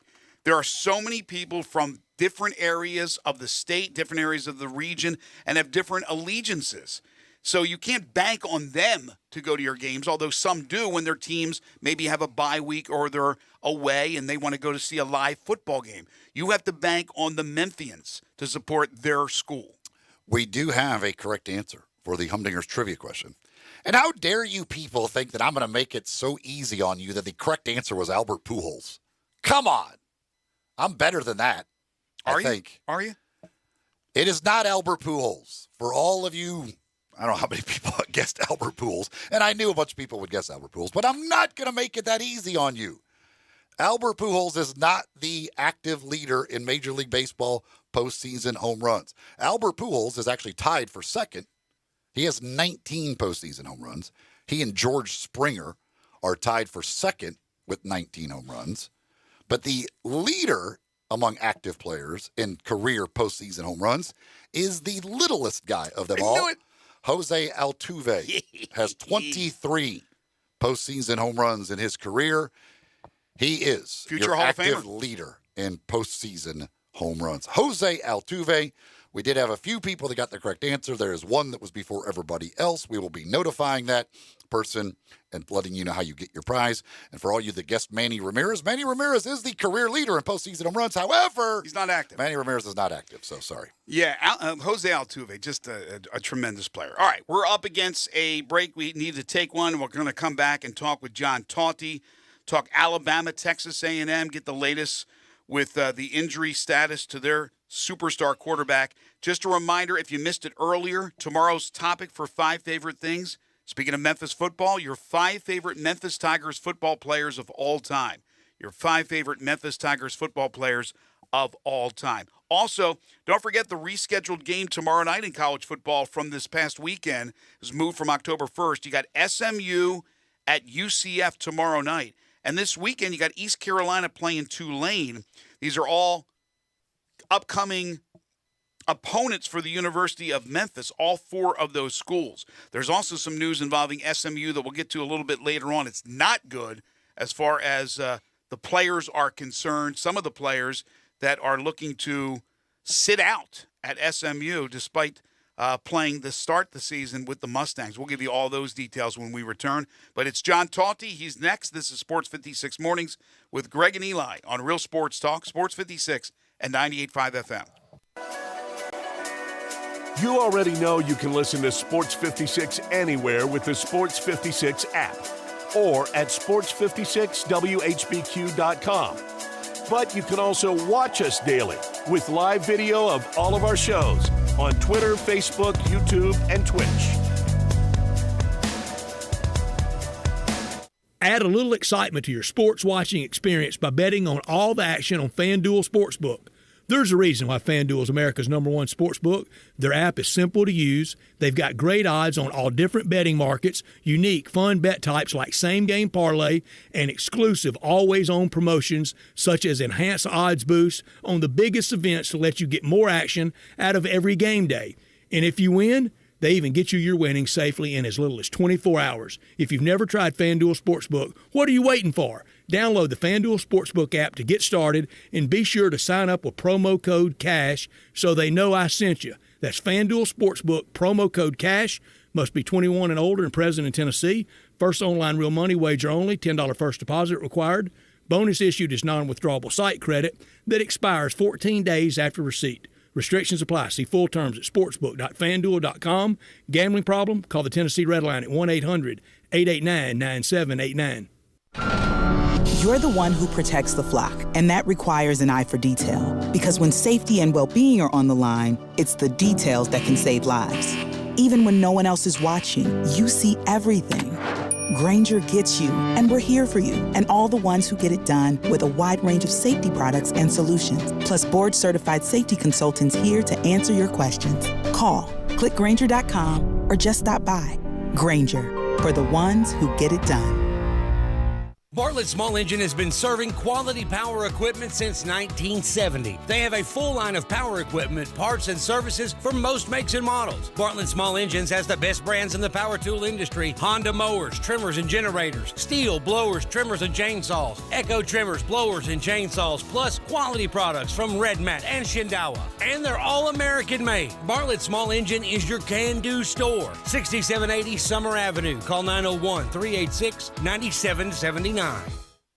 Ray Magliozzi here for eBay Motors. Okay, easy now. You're teaching your kid how to parallel park. Ouch! Turns out he likes to do it by feel. Don't worry, eBay Motors has bumpers, taillights, trunk lids, license plate holders, 122 million parts. Pull up just a little bit. And headlights. They've got lots of headlights. Get the right parts at the right prices. eBay Motors. Let's ride. There are so many ways to buy and sell houses these days. How do you choose? Well, of course, choose the right way with Chet Whitsitt. Chet has over 37 years of experience as both a broker and a sales agent. He's helped lots of people buy and sell homes, and he will help you. It's the right way, and it's that easy. Buying, selling, or referrals, check with Chet at 901-484-5689 and Cry Like Realtors at 901-756-8900. Buying or selling? Check with Chet Whitsitt. Sports 56 traffic. Still working the crash investigation on North between I-240 and Hernando. Accidents on Perkins at Southern, Poplar at Goodlet, Macon at Sycamore View, Appling at Dexter, and Highway 385 West at Winchester. The right two lanes are blocked. The left two lanes are blocked. Keep it right here. This is your Sports 56 traffic update.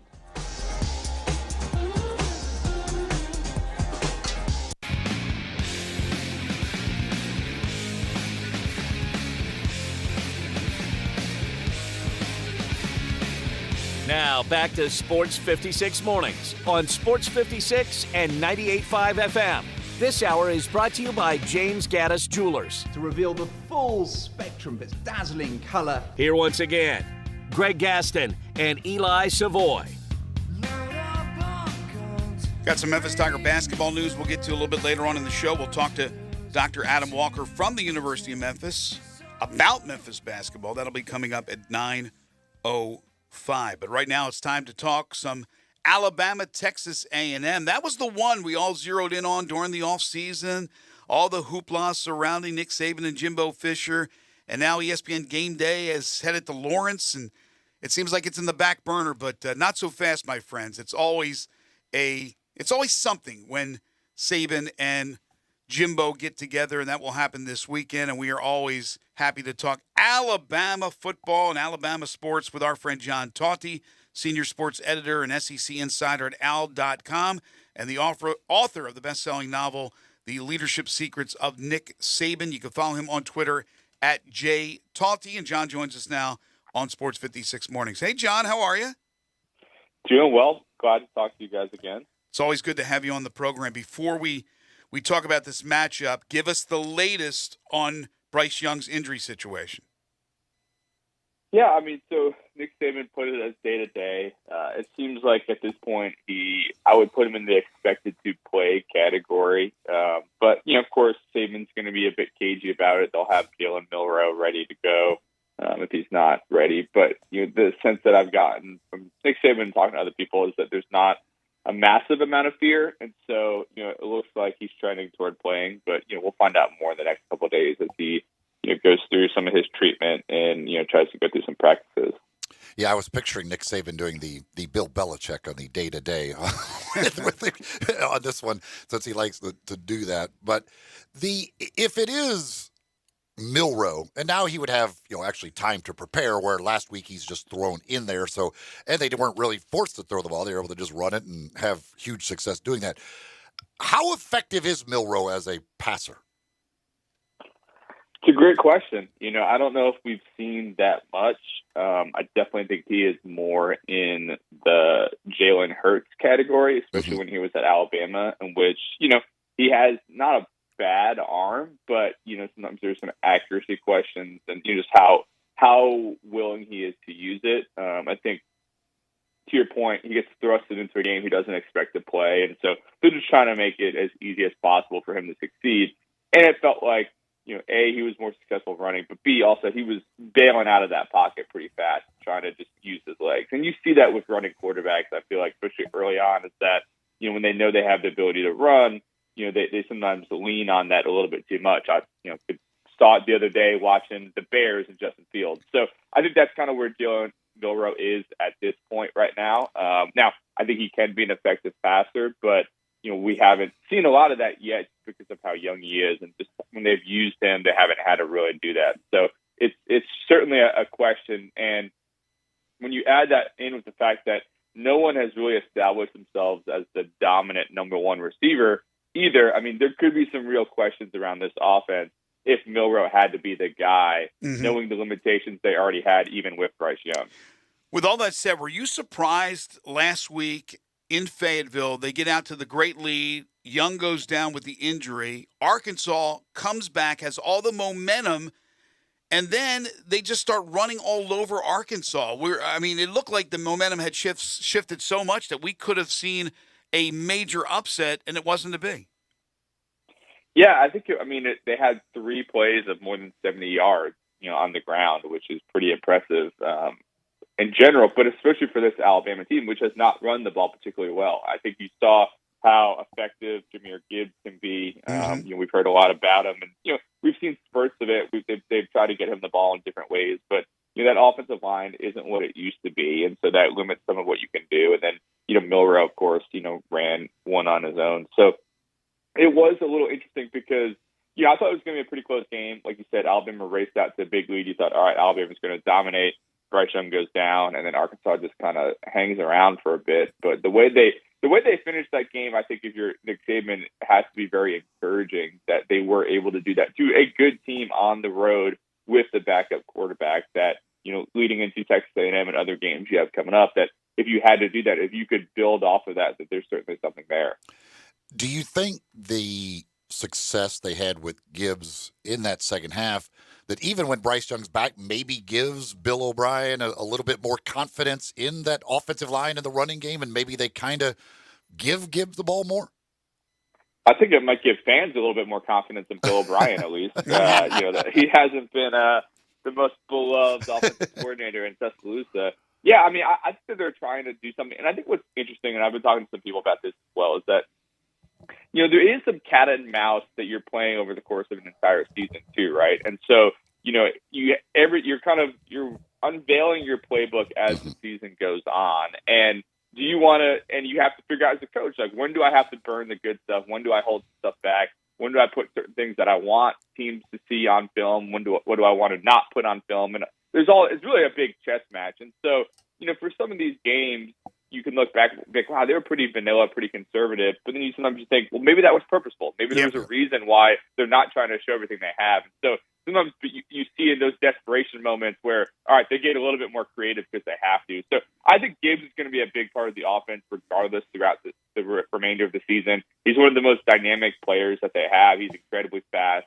I think, whether it's getting him passes out in the flats, just kind of finding different ways to scheme things up for him. Like, he is probably the most, dynamic player outside of Bryce Young. So they have to find ways to use him, and I think that's going to be Bill O'Brien's job for the remainder of the season. John Tauti joining us, senior sports editor, SEC insider at al.com, and the author of the best-selling novel, The Leadership Secrets of Nick Saban. I'm sure I know the answer to this question. It's no, but did Nick Saban have anything to say about the Jenny Dell controversy? He hasn't. It was interesting. He just seemed very grumpy, and he does this thing. He does this in press conferences sometimes too, where he'll just lock into the very first thing or two that you say and go off of that, and then not listen to the rest of what you're saying. And so he obviously just didn't listen to the question, and so that was a weird one. I wouldn't be shocked if maybe he apologized privately. I remember he did that with Maria Taylor, but that was a weird one. It didn't. I don't think that was the best look for him. So coming into the year, obviously there was Bryce Young, but there was also Will Anderson, and the idea of could this be the year for a defensive player maybe to win the Heisman because of what he did last year. A lot of hype coming into the season. He's having a good year. He's in the top 5 of the nation in tackles for loss again. He's having a good year, but I don't feel like there's been that much talk about Will Anderson. Now, there's still a lot of big games ahead where he can really put himself out there. But what is the feeling around Will Anderson and his performance to this point in the season?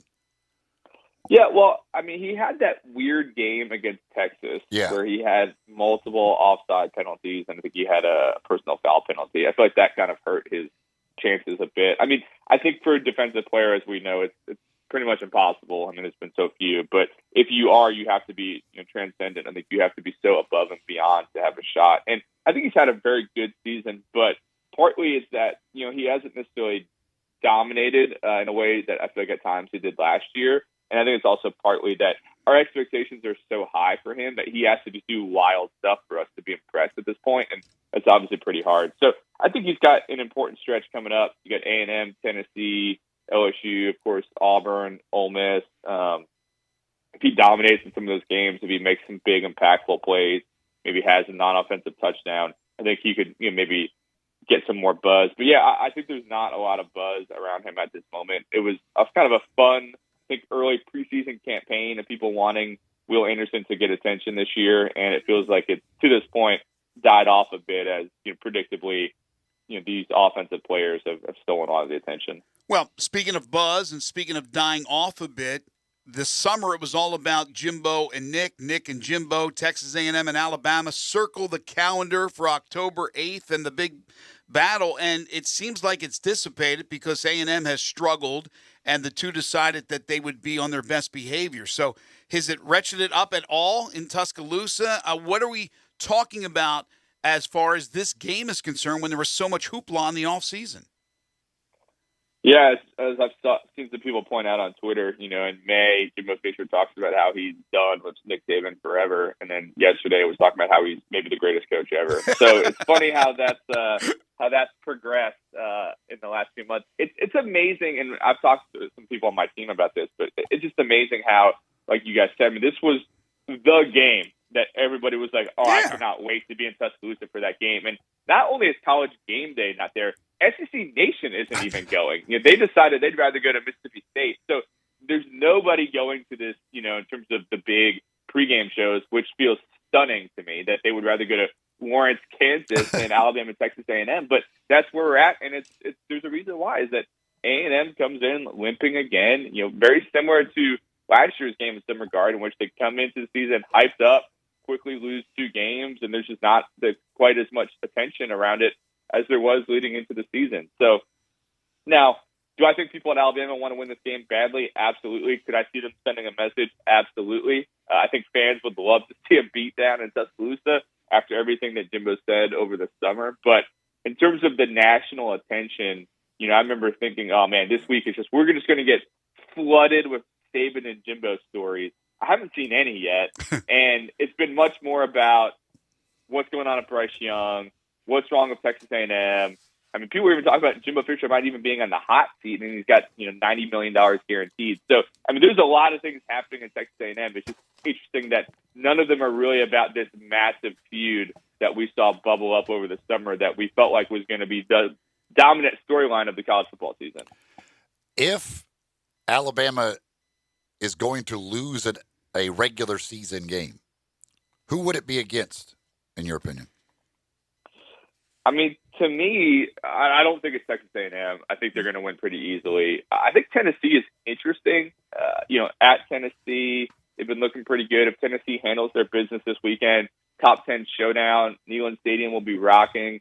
And then, the other one that I think you can look at is, they go to at Oxford, at Ole Miss in mid-November. We've seen Lane Kiffin kind of outthink himself in the past, but, that's a dynamic offense. And I think both of those could, I think, put up some points against Alabama and make Alabama have to keep up. And, we've seen Alabama, multiple games this year. They go through these lulls around the second, third quarter. They might start hot and they kind of get in a lull and they kind of fall asleep. And, against Tennessee and Ole Miss, if they put up the points the way that Hooker and Dart can, it's going to be a challenge for them. So I still think Alabama will be the favorite in every game in the regular season. I think everybody will primarily pick them to win all the remaining games, but Tennessee and Ole Miss seems to me like the most obvious ones to give them at least a challenge through the remainder of the season. Now, if they do take care of business, I'm talking about Tennessee winning against LSU, and it sets up that battle in Knoxville, I think that's where game day goes. I think that would be the logical choice. I agree. I mean, a top 10 showdown, it'd be the biggest Alabama-Tennessee game in a decade, maybe longer. I mean, yes.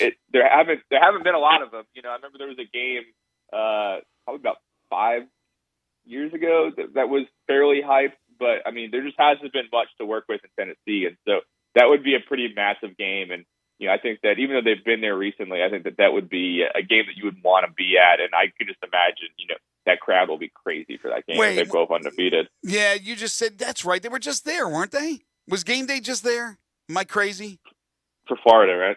Yeah, so they won't be there then. I mean, I forgot that they were there for the Florida game because that seemed just like a perfect opportunity for game day. I don't know if they'd go back to the same place in twice in 3 weeks or whatever it is. So yeah, scratch that. I don't think that'll happen. But my gosh, it'll be something that will be incredible for the Vols fans who haven't had a lot. Let's be honest with you to cheer about over the last decade or so. To have Alabama on a meaningful game the third Saturday in October, that'll be absolutely huge. So we'll see what transpires as far as that's concerned. He is John Taunty, senior sports editor, SEC insider at al.com, and the author. You need to pick up this book, folks. He's the best-selling author here of the book, The Leadership Secrets of Nick Saban. It's gotten a lot of great press. We had you on talking about this book earlier this year, and it is absolutely fantastic. I've had a chance to read it, so pick one up, folks, wherever you can. He is John Taunty. Make sure to follow him on Twitter at JTaunty. And how about our Terps, John? They're rolling right now. Locks is looking good. I'm feeling good about it. Good win over Michigan State. Hopefully he keeps going. Thank you, John. Always appreciate it. Thanks, guys. Talk to you soon. Take care. All right. I'm rattled now that I forgot about the Florida game. Man, I thought that would be a perfect opportunity for game day. And was just there like a couple of weeks ago, so that won't happen. FanDuel, folks, want to tell you about FanDuel. Start NFL Week 5 off right with a no-sweat same-game parlay from FanDuel, America's #1 sportsbook. It doesn't matter if you're new to FanDuel or already have an account. You'll get free bets back if your Thursday night same-game parlay doesn't hit. My Colts at the Broncos. NFL same-game parlays are the perfect way to combine your bets for a chance at a bigger payday. On tomorrow's show, I'll give you my thoughts on a same-game parlay for that particular game. Build your own or choose from one of the popular SGPs pre-built for you in FanDuel's top-rated sportsbook app. However you want to play, you can bet the NFL on Thursday night with a no-sweat same-game parlay. Just sign up with promo code GASMAN. If you don't already have an account, then go ahead and get one signed up. If you already have a FanDuel account, you're all set. Just sign in and see what you've got. Make every moment more with FanDuel, an official sports betting partner of the NFL. Must be 21 or over, present in Tennessee. 3 or more legs, by the way, with a minimum $1 bet required. Refund issued as non-withdrawable free bets that expire 7 days after receipt. Max free bet is $5. Restrictions apply. See terms at sportsbook.fanduel.com. If you have a gambling problem, call Tennessee Red Line at 1-800-889-9789. Got some Tiger Hoop news when we return. This is Sports 56 Mornings with Greg and Eli on Real Sports Talk, Sports 56, 98.5 FM. Join the voice of the Tigers, Dave Woloshin, for Wolo and Friends. Weekday mornings from 10 to 11 here on Sports 56 and 98.5 FM.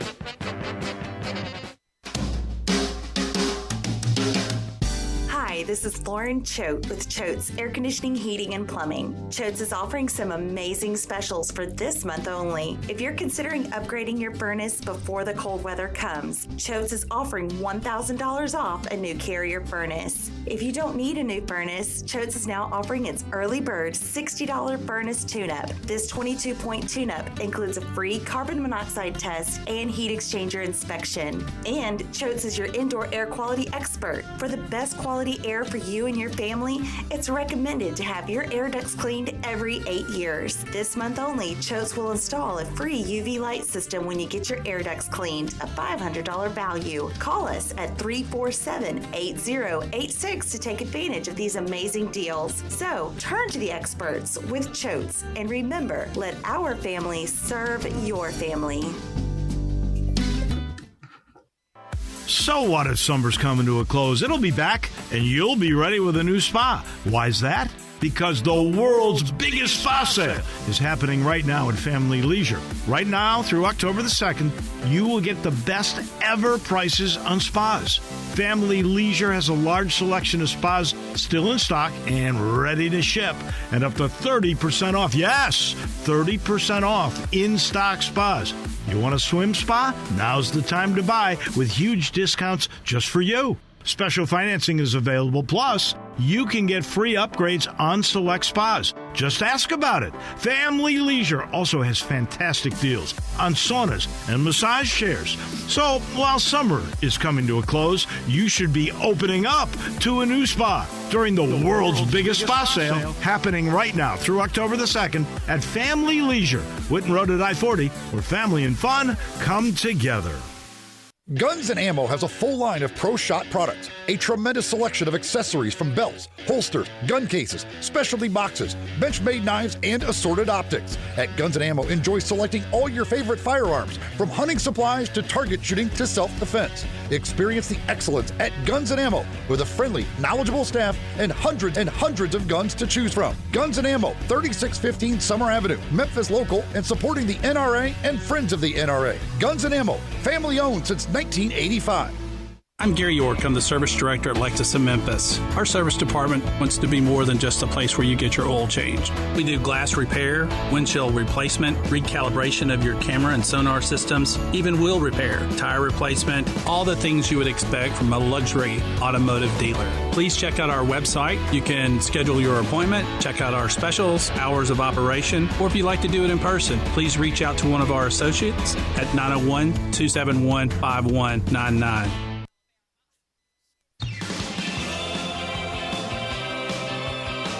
Now, back to Sports 56 Mornings. Isn't it a lovely morning? On Sports 56 and 98.5 FM. This hour brought to you by James Gaddis Jewelers. Here once again, Greg Gaston and Eli Savoy.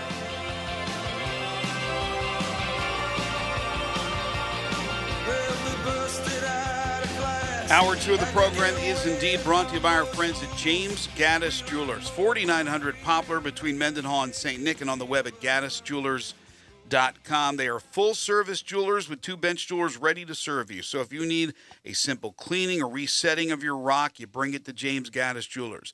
James is a certified appraiser, so anything you need appraised, you head on over to James Gaddis Jewelers. They will buy your gold and silver. They are family-owned and operated. Layaway and financing is always available. And do I have to tell you again? Okay, I will. But you should know. They are your bridal engagement and anniversary jeweler headquarters.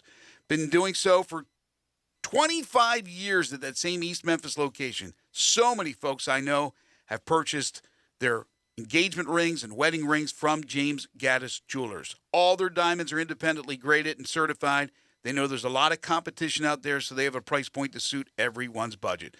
So maybe you're getting engaged, maybe you're not getting engaged, but you're looking for that special watch or gemstone, bracelet, or necklace. You got Christmas just several months away. Think James Gaddis Jewelers, 4900 Poplar between Mendenhall and St. Nick, on the web at gaddisjewelers.com, and the second hour sponsor each and every day of Sports 56 Mornings. Frank Bonner from the Daily Memphian talked with Laird Veach. Laird Veach will be on our show later in the week, but he has confirmed what we guessed would kind of be the situation as far as the Missouri game.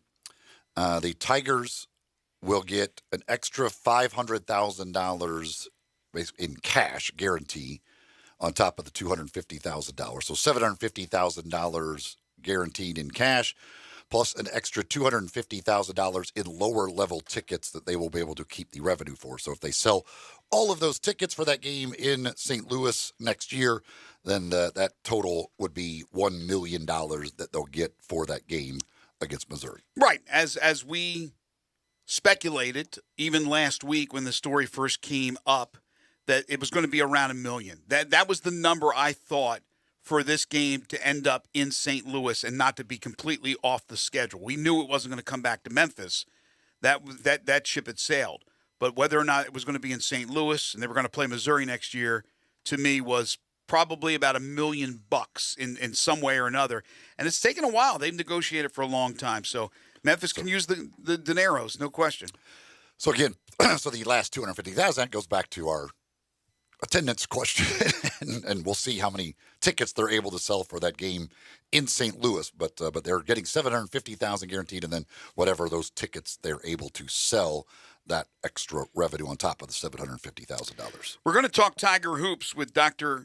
Adam Walker, who is the University of Memphis Executive Associate AD, and he deals with basketball. He'll be coming up at 9:05 as he'll be replacing Jeff Crane this week, who is traveling at this time.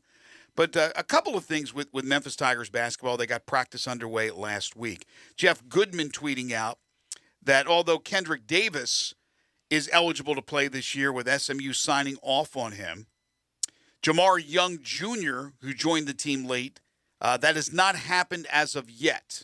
Not sure if it's a mere formality, if it's going to happen. 6'9" junior. He averaged only 2 points per game last season, but Memphis is thin on the front line as far as depth is concerned. So they certainly can use a big body. Hopefully that they will sign off on him as well. And in the meantime, they're also waiting eligibility for one of their shooting guards in Demaria Franklin, who's a fifth-year grad student who has been to a couple of different schools, most recently Illinois, Chicago. So you would hope that that happens as well, because if not, and if you don't get Franklin, if you don't get Young, that is a very thin team. Yep, they certainly could use Franklin. Young, I'm not sure, but they certainly Franklin they're going to need. Franklin they're going to absolutely need for scoring. In fact, Penny brought his name up specifically last week when we were talking to him. But I bring up Young because of the fact that they do not have a lot of depth on the front line. And that is a big body. You're going to go against teams with bigs, and you can only do so much. KO is a very good athlete. He is a freak of nature athletically, but not much of a scorer other than tips, dunks, and things of that nature. He's got better hands than Moussa Cisse. He's got more leaping ability. I think he's a good find, but Malcolm Dandridge, again, a guy who's been there forever. You're depending on him with his iffy knees, and Malcolm's had times where he has really helped the team and other times where he hasn't. He's been very, very inconsistent. I think that's because of the knee injuries.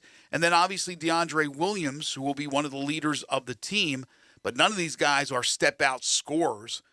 That's going to be a problem for this team. Scoring is going to be a problem. That's why Franklin is so pivotal to get him. There's no guarantees, but even McCadden is the name that Penny brought up as far as scoring, and he wasn't much of a scorer at Georgia Southern. All right, so yesterday we had the story about the tragedy in Indonesia, the soccer stampede.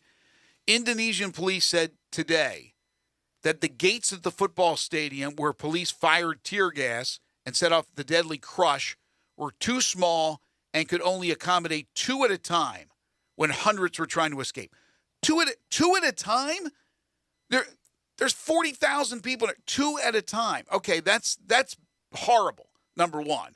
Number two, though, you don't have a stampede if you're not spraying them with tear gas. Now, obviously, there were a lot of things that were going on that they were trying to stop outside and then on the field. I mean, it was chaotic. You understand the police getting involved, but once they set off the tear gas, 42,000 fans are going crazy, and they're stampeding, they're falling, they're suffocating, they're dying. Over 125 deaths. But, the police saying, yeah, the gates were too small. Yeah, but you also caused this herd, this chaos, this stampede.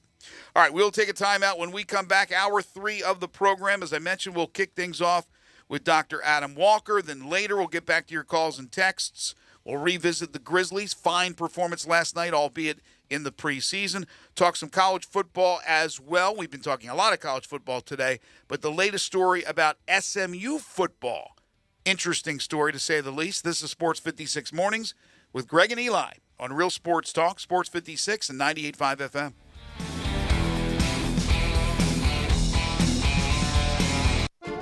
Yeah, boy.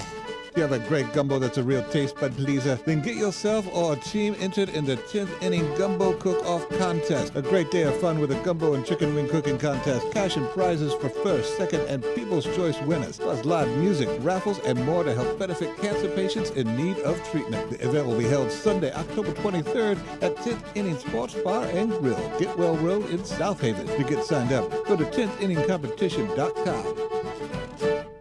You need concrete coatings, materials, and supplies in Memphis fast, and you get this answer? Oh yeah, we got that stuff, I think, but it's in Wisconsin, so you're going to have to wait a few days for delivery. Why wait? Get your concrete coating and supplies now at TSS Supply. Everything that you need for coating concrete at TSS Supply, 5665 East Rains Road. And you're not dealing with just any supply store. TSS Supply specializes only in concrete coatings, materials, and supplies, all in one place. Most products are delivered same day or within 24 hours. Looking for a particular item, you need large quantities, or just have general questions? Call them at 901-729-0565. Or you can email your question to Brad at tsssupply.com. All month in October, TSS Supply is celebrating its grand opening with 10% off your first order. Come by TSS Supply on Wednesday, October 5th for their official grand opening party. Sports 56 will be broadcasting live, plus have free food and prizes. TSS Supply, 5665 East Rains Road. This is a special alert to all Americans who own a vehicle with less than 200,000 miles with an auto warranty about to expire or with no warranty coverage at all. Due to a decline in the economy, CarShield is announcing a low-cost month-to-month vehicle protection plan that is now available to the public to save any driver out-of-pocket expenses on future auto repairs. Call now to find out how you can pay almost nothing for covered auto repairs. Yes, you heard that correctly. Pay almost nothing for covered auto repairs. An open phone line has been established for all drivers to call for a free quick quote. Call 800-306-8158 now. Drivers who are covered will not have to pay for covered repairs again. This protection plan is at an all-time low. Additionally, drivers who activate this vehicle protection today will also receive free roadside assistance, free towing, and car rental options at no additional cost. Call us for your free quick quote today. 800-306-8158. That's 800-306-8158. What do you have to lose? Call 800-306-8158. Again, 800-306-8158. Welcome to Triumph Auto Sales, where you'll have a great car buying experience. Triumph Auto Sales is your #1 source of quality pre-owned vehicles ranging from lease returns to new car trades, all at huge savings. Plus, Triumph has a full array of financing options to meet your needs. Find your next car online at triumphautosales.com or stop in today at 4875 Elmore Road. Triumph Auto Sales will help you get the vehicle you want at the price you need and the service you deserve. For a great car and a great experience from a local and family-owned business, visit Triumph Auto Sales. We are Sports 56, WHBQ Memphis, and W253 DF Memphis.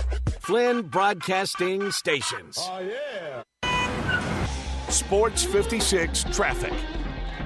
We're still working the police crash investigation on Norris between I-240 and Hernando. Just keep that in mind as you are in that area. Also, still working accidents on Highway 3 to 5 West at Winchester. The left 2 lanes are blocked there. New accidents on Walnut Grove at Tillman and Winchester at Kazasa. So there's Winchester at Kazasa, Walnut Grove at Tillman, your new accidents. This is your Sports 56 traffic update.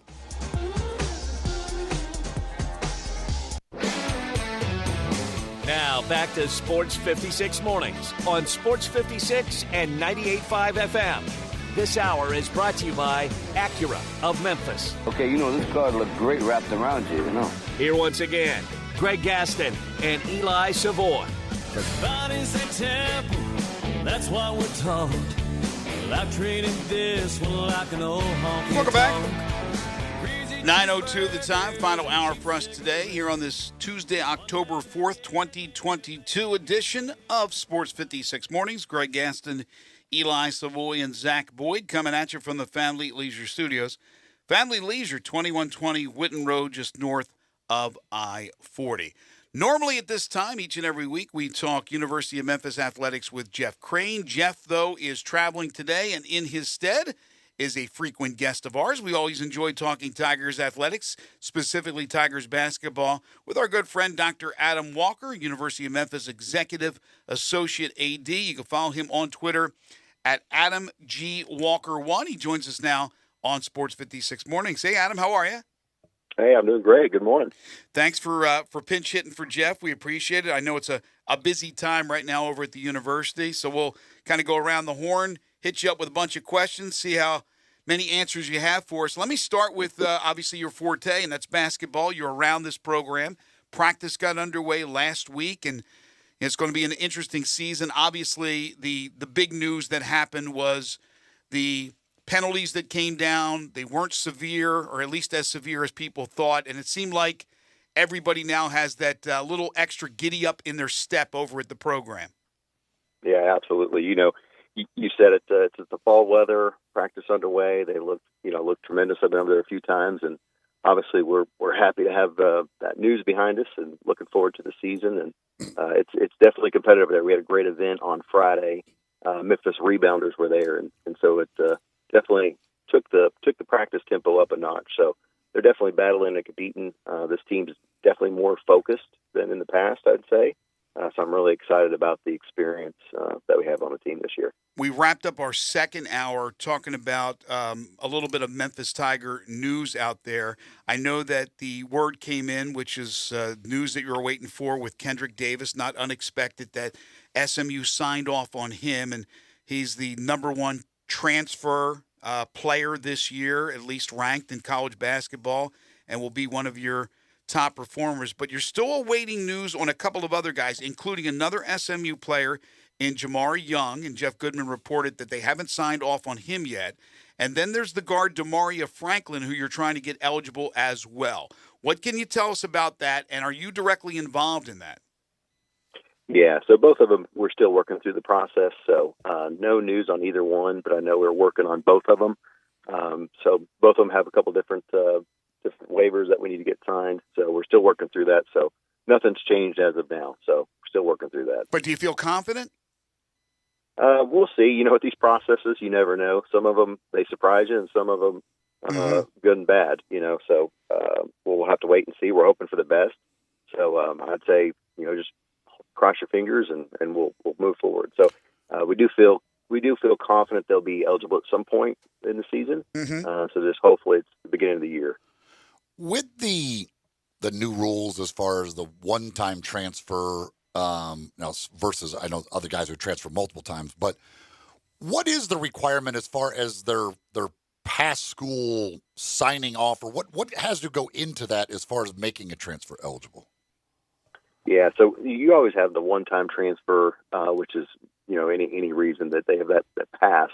Once they transfer more than once, then typically they've got to have some type of waiver in place, whether that be, a medical or family, or it could be sometimes what they call as a runoff waiver. Maybe there just wasn't a spot, or they weren't, there could have been a coaching change. So there's different waivers for each kid after the one-time transfer. And then also eligibility-wise, anytime you're transferring, you have to make sure that you remain eligible and in good standing. So that's a lot of it too, working through the transcripts, making sure they've got the GPA, the necessary coursework to make sure that they're eligible. So there's usually always a couple different hurdles that you got to overcome with transfers there. If you transferred once and then you're transferring again, but have graduated, do you need any? Does that graduate transfer still apply? And that you could become without any issues if you already transferred once before? So what, and believe me, this thing's changed so many times, so you might have to double check me. But from what I understand, you have the one-time transfer regardless. So then after that, you do have the graduate transfer. So that applies. And then past that, you've got to have these type of waivers in place. Mm-hmm. Adam, you have elected, the school has elected not to have a Memphis Madness event this year, but instead a block party. The reasons why, and then also if you wouldn't mind discussing this block party for the folks who would like to go out there and meet the teams. Yeah, certainly. So it really came down to, meeting with the coaches, and we want to do something different this year. We definitely wanted to have more engagement with the community, we were looking to do something outside, and this idea. A lot of people we hear from say, "Hey, we haven't been back on campus in years," so it's really difficult to get people back on campus. We don't have major events, so we said, you know what, let's bring this back to campus. Let's get people on campus. It's also an opportunity for us to engage students. Really trying to get more student engagement and attendance at games. So far, the attendance in football has been tremendous. We're trying to carry that over to basketball. So there's a couple of reasons to do that. Just bring people back on campus, student engagement. It's a free event. So I think it's going to be a great event. It's Saturday, October 15th, 3 to 5:30, and it's going to be kind of a fan fest block party, if you will. So food trucks, inflatables, games. We'll have a stage, chance to meet the team, interviews with the head coach Merriweather and Hardaway. The band and cheer will perform. So it's just going to be a great opportunity for people to come out, enjoy some of the festivities, meet the teams, and learn more about Memphis basketball. You mentioned attendance, and we've been talking. We talked today, and it's always a topic of conversation about attendance and how to get more people to games. And, that we're talking football, basketball certainly applies as well. Mm-hmm. What are the challenges when you people that aren't coming to games that maybe have in the past? What are the reasons you guys hear of why people are coming to games, and how can you, just bottom line, draw more people to games? Yeah, I think that's always central around our industry. I think you've seen it for better or for worse nationwide. I don't know if whether it's directly related to COVID and people just are getting back in the routine, or they've got other options. Obviously, TV is another option for people. So we try to make sure we have the experience we can. That starts first, and making sure they have a great experience when they come to our games. We want to make sure also that there's opportunity in terms of price to get into the games, and eliminating those barriers. In fact, this week we're getting ready to announce a 4-pack of tickets. They're going to be limited tickets, but it'll include a parking pass for Houston. So four tickets and a parking pass for $60 for Friday. So great opportunity for families to come out, make it a date night, make it a family night. So we're definitely trying to get some people out.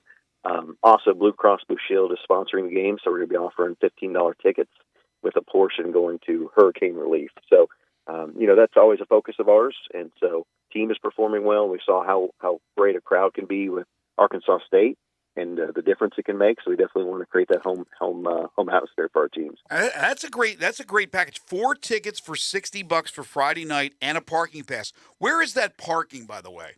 Do you know? So it'll be probably in our tan lot. That's to be determined, but we're going to probably put that there, which it's on site, so it's easy. In parking around our stadium compared to some other schools is tremendous. So it'll be limited. We don't have a ton of them, but that is a tremendous value for people looking out, wanting something to do on a Friday night. Absolutely. You need to jump on that. And I bring that up only because we were talking about attendance earlier in the show, and we had at least 3 or 4 texters that it seemed like the biggest problem to them was parking.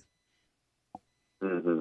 Yeah, definitely with Liberty Park, we love what's going on there because it's really going to create a stadium venue atmosphere similar to what we saw at the Cotton Bowl. There's going to be retail and restaurants and bars and lots of happenings, but also that kind of limited our parking. But again, there's also parking, day of game parking available right around the facility, whether it be at Christian Brothers or the Coke Lot right next door. But it definitely is a little bit more hard to come by. You mentioned the $15 tickets that obviously go to hurricane relief. It's a great thing. And we had the Kroger one earlier where a portion of that, I think, went to the food bank or whatever. For you guys, how do you balance that dilemma of you love to offer the discounted tickets because it's easy to sell those. People will come out, you get bigger crowd. But if people get the idea that every game is going to have discounted tickets, they're not going to buy season tickets. They'll just wait and buy the discounted tickets for every single game. So how do you go about trying to balance that kind of dilemma? Yeah, certainly. And I think that's, definitely always something we talk about, but we want to maintain, season advantages. And so there's season benefits, obviously, to having your tickets, knowing where they're at, having parking. And that's one thing, too, with season tickets is being able to purchase season-long parking. But, we want to make sure we think carefully about that while also balancing, the season tickets, but making sure it's affordable for people to come out, but also not discounting it so much that it eats into that. So that's always something that we talk about. So we want great crowds, but we also want to make sure it's a value and people are enjoying themselves. So there's a lot of benefits that we bake into with the season tickets as well. University of Memphis Executive Associate AD, Dr. Adam Walker, joining us on the program. You can follow him on Twitter at AdamGWalker1.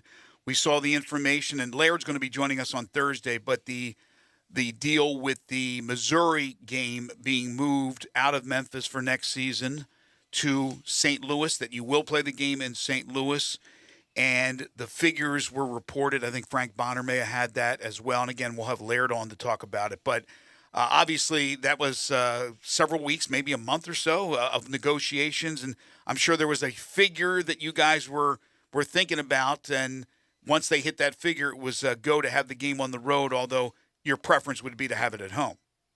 Yeah, absolutely. I mean, we really wanted to have this as a home game for the fans and for us, obviously, and coach and the team. But unfortunately, with the contract, they just, they informed us that they're going to use that option to buy it out and not return the game. So I know Laird and Jeff had been in conversations with Missouri for several months talking about this. So it wasn't anything new, but this was the next best option. We still get to play a quality opponent, and, an SEC team near Memphis. It's an easy road trip up to St. Louis. So we're hopeful fans will make the trek up, make almost like a mini bowl atmosphere. You have these holiday tournaments for basketball. Mm-hmm. So it's a great opportunity for our fans to go up and hopefully compete and go home hopefully with a victory. But we think it's the next best option for us with Missouri. Right. I said weeks, several months actually, as you mentioned, of negotiations. Where are ticket sales for basketball right now? And what kind of do you guys have packages for the Orlando, the Disney trip? How does that work? Yeah. So tickets, we're continuing to push those. I think we've definitely seen an uptick with just, the players we brought on, obviously the news of NCAA getting past us. So people are looking forward. You guys mentioned Kendrick Davis, number one transfer. It's a team that I think is going to be really exciting to watch. Really gritty. They're going to, really put it out on the floor every time. So, we're looking forward to great crowds in the Forum. In terms of Orlando, those tickets are through the ESPN events facility. So you can actually just look up that ESPN Invitational and buy tickets directly. It's a pretty small venue, but it's a great venue for basketball down there at Walt Disney World.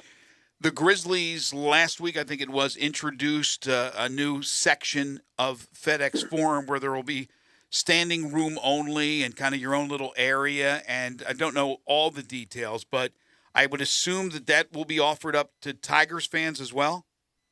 Yeah, absolutely. So we're really excited. We knew about that for a while with the Grizzlies, but it's just going to be able to provide another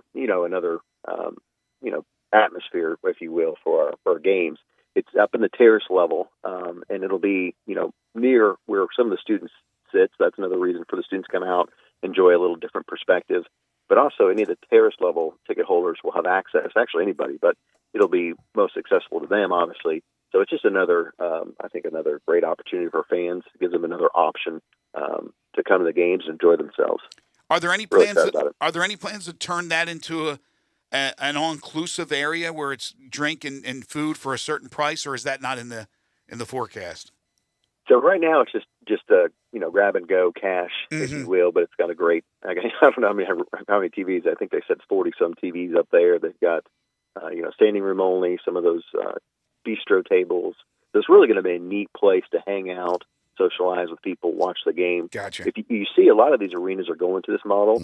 If you've been down to Fort Worth, where we hold the conference, they have something similar, and it's very popular as you can see. People kind of flock there, and they love enjoying and socializing, eating and drinking and watching the game. It is a social event I think might be more than ever. And especially I think for the younger generation, it is much more of I'd rather go there and hang out with my friends rather than sit in the seat and watch all of the game. Mm-hmm. Yeah. Anytime you have more options, it's better. We did the same thing in football with the premium areas, the outdoor club that sold out, the suites. We provided outdoor areas, and that's been a huge win, especially with the weather. So people like different options for sure, and this town loves to socialize, as you all know. Yes, they do. They love a party. Has there been, as far as football is concerned, any talk of doing one of those deck areas for the students? We haven't had any discussions about that. I do know when we've looked at plans for the new stadium, we are looking at those type of elements to make sure that we have that for students, some type of patio, if you will. So that's what we're thinking of for future with the students. You guys don't usually go too far in advance as far as basketball, like football. We see these schedules for years and years in advance. But as far as next season, and I'm not sure right off the top of my head which contracts run out as far as the home and homes that you've been playing. You've played a lot of SEC opponents over the last several years. What's on tap for next season, Adam? And obviously there's always the situation where you're trying to put the best schedule together, the most competitive schedule, yet there are teams that don't want to come and play in Memphis. You end up with a lot of neutral court games, which certainly doesn't help home attendance, and especially when you're going to lose some of the premier schools of the conference to the Big 12. What's the future look like, especially the immediate future, next season, as far as basketball schedule? Yeah, great point. So basketball really is year to year. So we just started heating those conversations up. And as you know, it's kind of a bit of a game of Jenga, if you will, with FedEx Forum, because you got to have 17 home games. You've got the built-in road games. You've got the tournaments that we play in. So it's really a balancing act. It just happened that this year we're playing 6 SEC teams. It wasn't really by design, but it just came out that way. And really, when you talk to schools, we've only get so many home dates from the Grizzlies due to the NBA schedule. There's only so many dates that we can play at home, so sometimes it's hard matching it up with other teams. But I will tell you, the great thing is Coach Hardaway loves, he wants to play, the top tier teams. And so you're seeing that in our schedule reflected this year. Great home schedule with Ole Miss, A&M, VCU. It's going to be, of course, conference, Houston and Cincinnati we're into with. But we've had some good conversations. I know we've been in talks with Louisville, Arkansas, Missouri. Try to get Gonzaga back. Hasn't happened yet, but there's a lot of those key names that we want to try to reach out to and play. So we'll kind of see where that goes next year. But we're hopeful we'll have another great home schedule next year. Maui next year, right? Is that the trip? It's Orlando this year, and then Bahamas next year. Battle for Atlantis next year. So 23 is Battle for Atlantis, and then 24 is Maui. Okay, so Maui 2 seasons from now, Bahamas next season. Great stuff. You got to settle for the Bahamas instead of Hawaii. You got to wait another year. I mean, these horrible holiday trips. My gosh. Well, I'll tell you what, it's better than 2020 when we were supposed to go Battle for Atlantis. We ended up in South Dakota. So that's right. that was the most 2020 thing ever. That's good. Thought we were getting Bahamas, and we got Sioux Falls, South Dakota, with no fans. Yeah, not quite the same place. No, not the same. He is Dr. Adam Walker, University of Memphis Executive Associate AD. You can follow him on Twitter at AdamGWalker1. We will talk to you soon, Adam. Thanks for your time. Thanks, Greg and I. Go Tigers. Take care. You need a tough, reliable tractor to tackle those tough chores? Well, go see the folks at Mid-South Ag Equipment and check out the Case IH Farm All series of tractors. Great for whatever it is that you need to get done, and a great value as well. The Case IH Farm All series has been around forever and ever, and there's a reason for that. And people continue to buy those tractors and use those tractors and take advantage of their versatility and the value that they give you. Plus, plenty of other equipment, bush hog zero-turn lawnmowers. You can check those out at Mid-South Ag Equipment as well. Just south of Collierville on Goodman Road is where you'll find them. You can also find them online, midsouthag.com. But to go by and see them, all you got to do, very easy. Take I-269 to the Goodman Road exit, get off there, and go a half mile west. And there you are at Mid-South Ag Equipment. And again, if you missed it earlier, 5 favorite things, the topic for tomorrow's show, your 5 favorite Memphis Tigers football players of all time.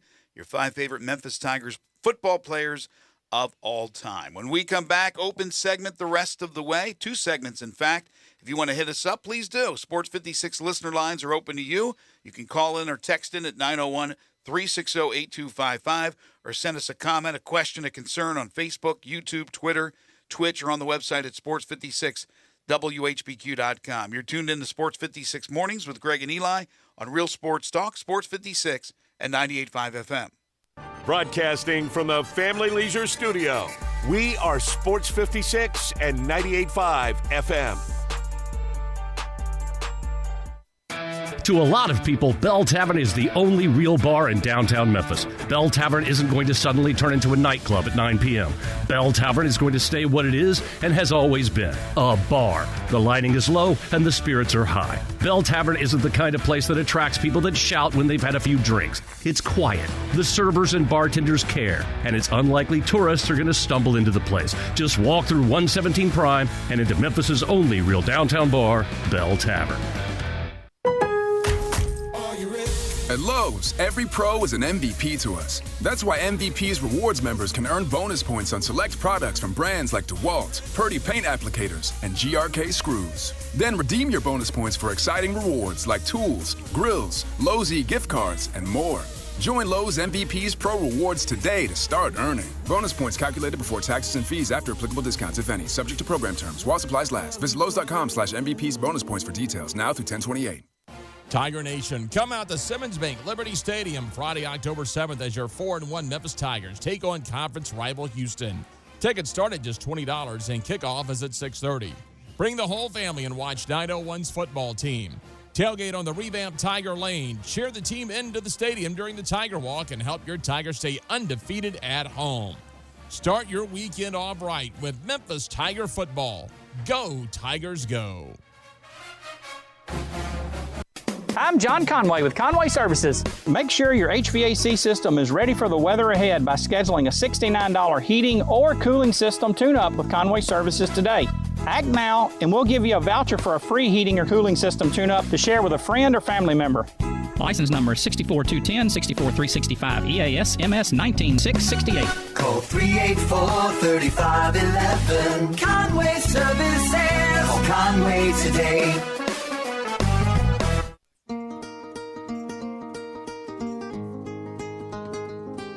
Now back to Sports 56 Mornings on Sports 56 and 98.5 FM. This hour is brought to you by Acura of Memphis. Get them to sign on the line which is dotted.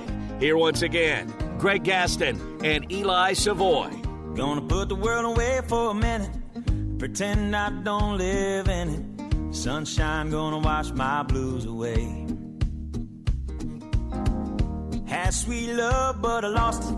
She got too close, so I fought it. Now I'm lost in the world, trying to find me a better way. Wishing I was. Welcome back, everybody. 9:24 the time. Final hour for us today here on Sports 56 Mornings. Dave Woloshin will take over at 10 o'clock with Wolo and Friends on Sports 56. Again, tomorrow we will be on location. It's been a while. For all those years, we did middays. We were out and about, hitting the highways and the byways of the Mid-South and conversing with our listeners who came and visited us from place to place, location to location. A little different here in the mornings, but we are going to be on location tomorrow from 7 a.m. until 10 a.m. at TSS Supply, your concrete product supplier at 5665 East Rains Road. And then John Harden will be out there as well from 11 to 1 for Sports 56 Happy Hour. We'll have Einstein's Bagels for breakfast, all kinds of great giveaways, and then barbecue for lunch. So come on out and say hello if you can. If you're driving around the area and you want to stop by and see us, it's been a while, folks. Yeah, we're going to be out there. Going to have lots of things to be giving away, including some tickets for the Tigers game Friday night. So we're talking about attendance and tickets. Well, we're going to give you a chance to win free tickets for Friday night's game. So you could come on by for those. We're going to have some Ole Miss football tickets as well. Lots of other things for events and places. Einstein Brothers Bagels for lunch, for breakfast. Baby Jack's Barbecue for lunch. For all you contractors out there, you are going to want to come by because the folks at TSS got some special stuff for you as well that you can win. So come on by, see us tomorrow morning. John Harden tomorrow during lunchtime out at TSS Supply, talking about the Tigers and the attendance, which we talked earlier, a couple other text messages on that. Tiger Steve texted, he says, plain and simple, it's the economy. Memphis is a poor city. The folks going right now are diehards. Wait till basketball starts. Folks can't afford it. Yeah, well, the Grizzlies continue to increase, right? Each and every year. They continue to sell more and more season tickets. Yes, unfortunately, there's a lot of people that are not economically sound. They are in poverty. I'm not talking about those folks. This is still a huge city and a huge geographical area that you think you can get more than 23,000 football fans. I think it's not a matter of a parking pass or a cheaper ticket. I think it's just a matter of preference, and that is your prerogative. If you want to stay at home and watch television on your big screen, watch the games rather on your big screen, that's fine. That's your call. I'm not saying you have to do anything, but I think it's an excuse. We're a poor city. We're an excuse. This isn't a city of 40,000 people. There's a lot of people here to draw from. And you just had Adam Walker come on the show and say they're offering a 4-pack of tickets for Friday night to play Houston for $60 and a free parking pass. That's $15 a ticket to a nationally televised football game Friday night. Weather's going to be fantastic. You got a 4-1 team that's 2-0 in the conference. So I give up. But again, I'm not telling you what to do. I'm just telling you, it's easy to make an excuse. Scotty says, I've had season tickets for decades. I've been to every game this season. We're not in the Power 5. We'll never play for a national championship. It's not too much to expect to see high-octane offense as a trade-off. 4-1, but boring so far. Boring outside of fourth quarters, that is. Yeah, we got a hit on YouTube from, who is that from? Ryan Silverfield. Look, first of all, they text Ryan Silverman. So they don't even get the name right, okay? Let's get the name right, first of all, if you're going to criticize. Isn't exciting, so boring. Yeah, look, the offense is not in the high gear like it has been. There's no question about it that the offense has struggled. They're 4-1, they're 2-0 in the conference. I mean, to me, the bottom line is still winning football games. Yes, I've always said it on this show for years and years and years. I'd rather see offense than defense, right? I want to see, as long as I'm winning, right? As long as my team, no matter what team it is winning. Now, I wouldn't trade off an exciting offensive unit that loses for a boring defensive team that wins. I want excitement, and I want to win. I want my cake and eat it too, yes. But at least defensively right now, you couldn't get more exciting than 2 pick sixes 2 weekends ago, 3 interceptions this past weekend. We'll see if this offense can find its stride. But overall, the team right now is 4-1 and 2-0, and that's the bottom line. That should be the bottom line for your team, is if they're winning. Again, there is, and the one texter said it earlier, there's just not in Memphis and with the Tigers, there's just not a must-attend culture. It's not the thing to do. People find other things to do, and whereas and again, it's a different type of city than these SEC towns. But in SEC towns, it's Saturday, it's game day. What do? You go to the game. Like that's what you do. Like if you're in Tuscaloosa, you go to the game. If you're in Knoxville, you go to the game. Auburn, go to the game. Like that's just what you do. That's what they've done for years upon years upon years. Pretty much everybody in those cities is a supporter of that team, and that's what you do. But not just the SEC, not just the Power 5. When we go to Greenville a week from Saturday, I guarantee you they'll have a big crowd. The city basically shuts down. It's a smaller city. It's a different type of city. It's a different type, right? It's but the thing, I mean, the people here. One, it is a big city. There is a lot of other things to do than go to a Tiger game, but it's also, and it's just the idea that people here it isn't. Even for the alumni or whatever, it's just it wasn't the thing to do when they were in school. It's not the thing to do once you're out of school. So you got to try and sell these people and give them a reason to come. And I know from the university perspective, that's a hard ask. They're knocking their heads against the wall, trying to find ways to induce more people to go to games. They're doing everything they can. I believe that down the road, if they're able to fulfill what they have said they will, and that's, of course, being able to raise $150 to $200 million, I think it's going to be a cool-looking stadium. All the renovations, the drawings, the renderings that we've seen, I think it's going to be really neat. It's not going to be on campus. That ship has sailed. It's not going on campus. There are still going to be train tracks out there. There's still going to be some poverty-ridden areas. Okay? It's just the way it is. It's where the location of the area is. But with Liberty Park, while we've heard the negative of less parking spots, there's still a lot of positives with the retail that's coming, with restaurants and hotels and things of that nature that are expected to come. Now, there's still other areas inside the Liberty Park that need to be fixed. And I'll continue to go on my soapbox about the Coliseum, but it does take a lot of money, as Mayor Strickland will tell you, to knock it down and take away all the debris. It's just, it doesn't happen by the snap of your finger. So there's a lot of things. That's the reason they're not taking it down. Well, that's what he said in the press conference. That's what he talked about. I think maybe we get to this point now where we realize that even if you knock it down, your memories will still be with you. You don't lose your memories. You don't forget about anything in history. I think a lot of people that have been stubborn about it are starting to come around. But again, that's something for another time. Right now, the bottom line is, how do you get more people?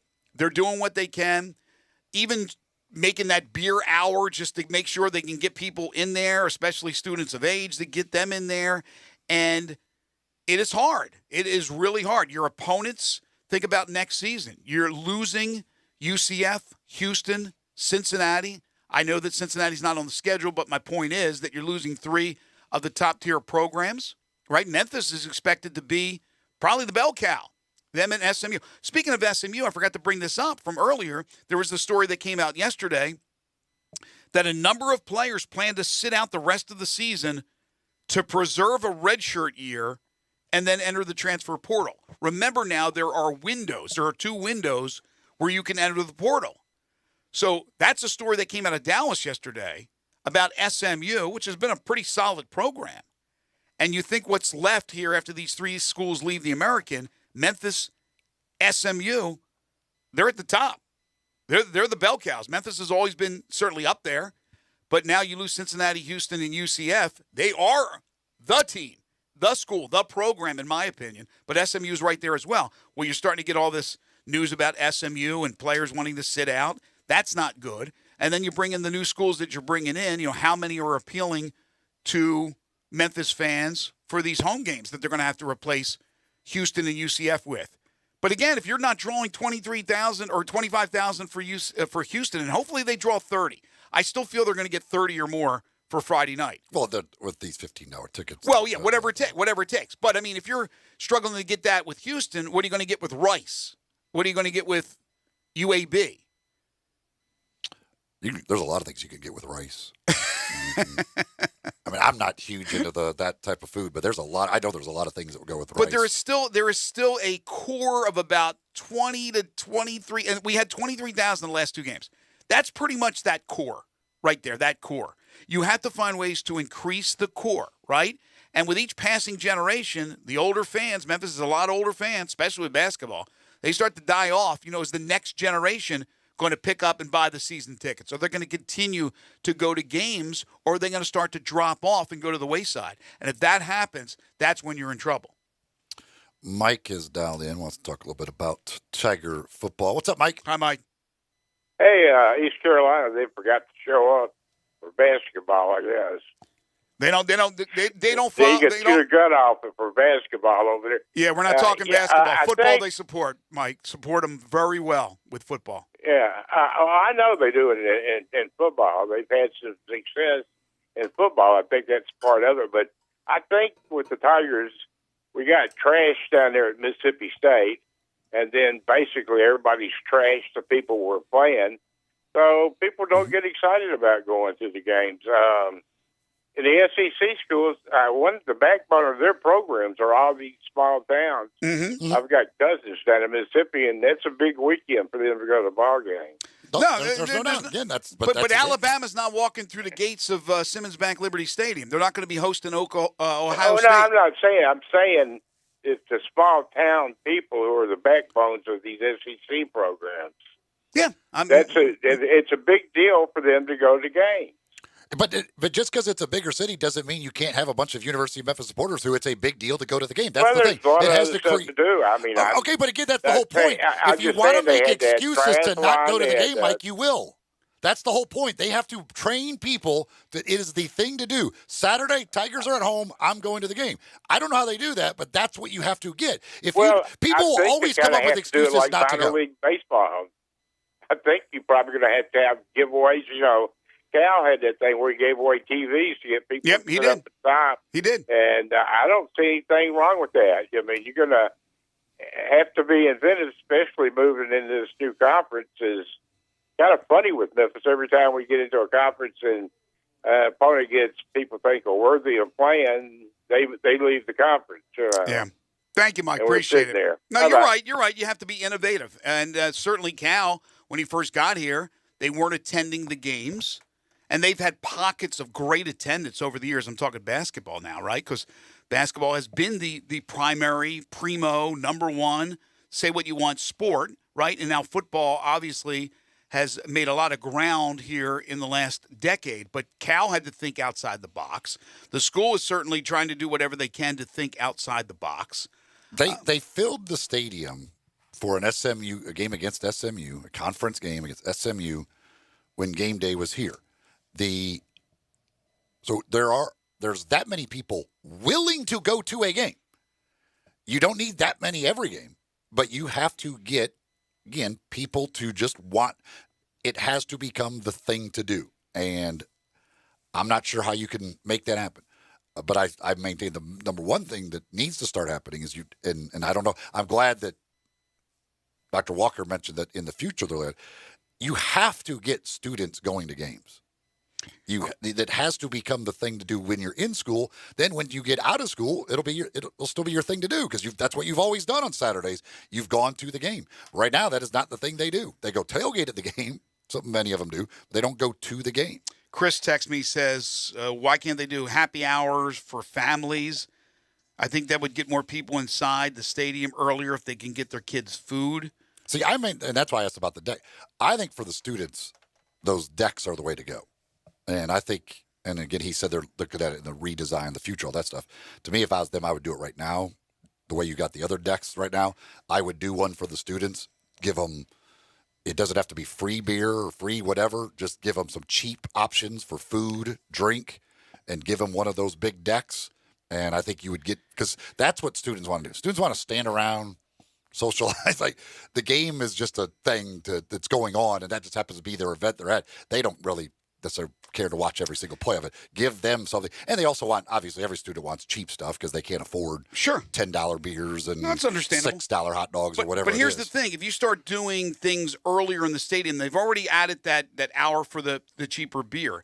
But you can't go much earlier because if you did, then you have to bring in employees earlier. You have to pay them money to be there. You have to bring in everybody taking tickets and parking. All of them would have to be at the stadium earlier.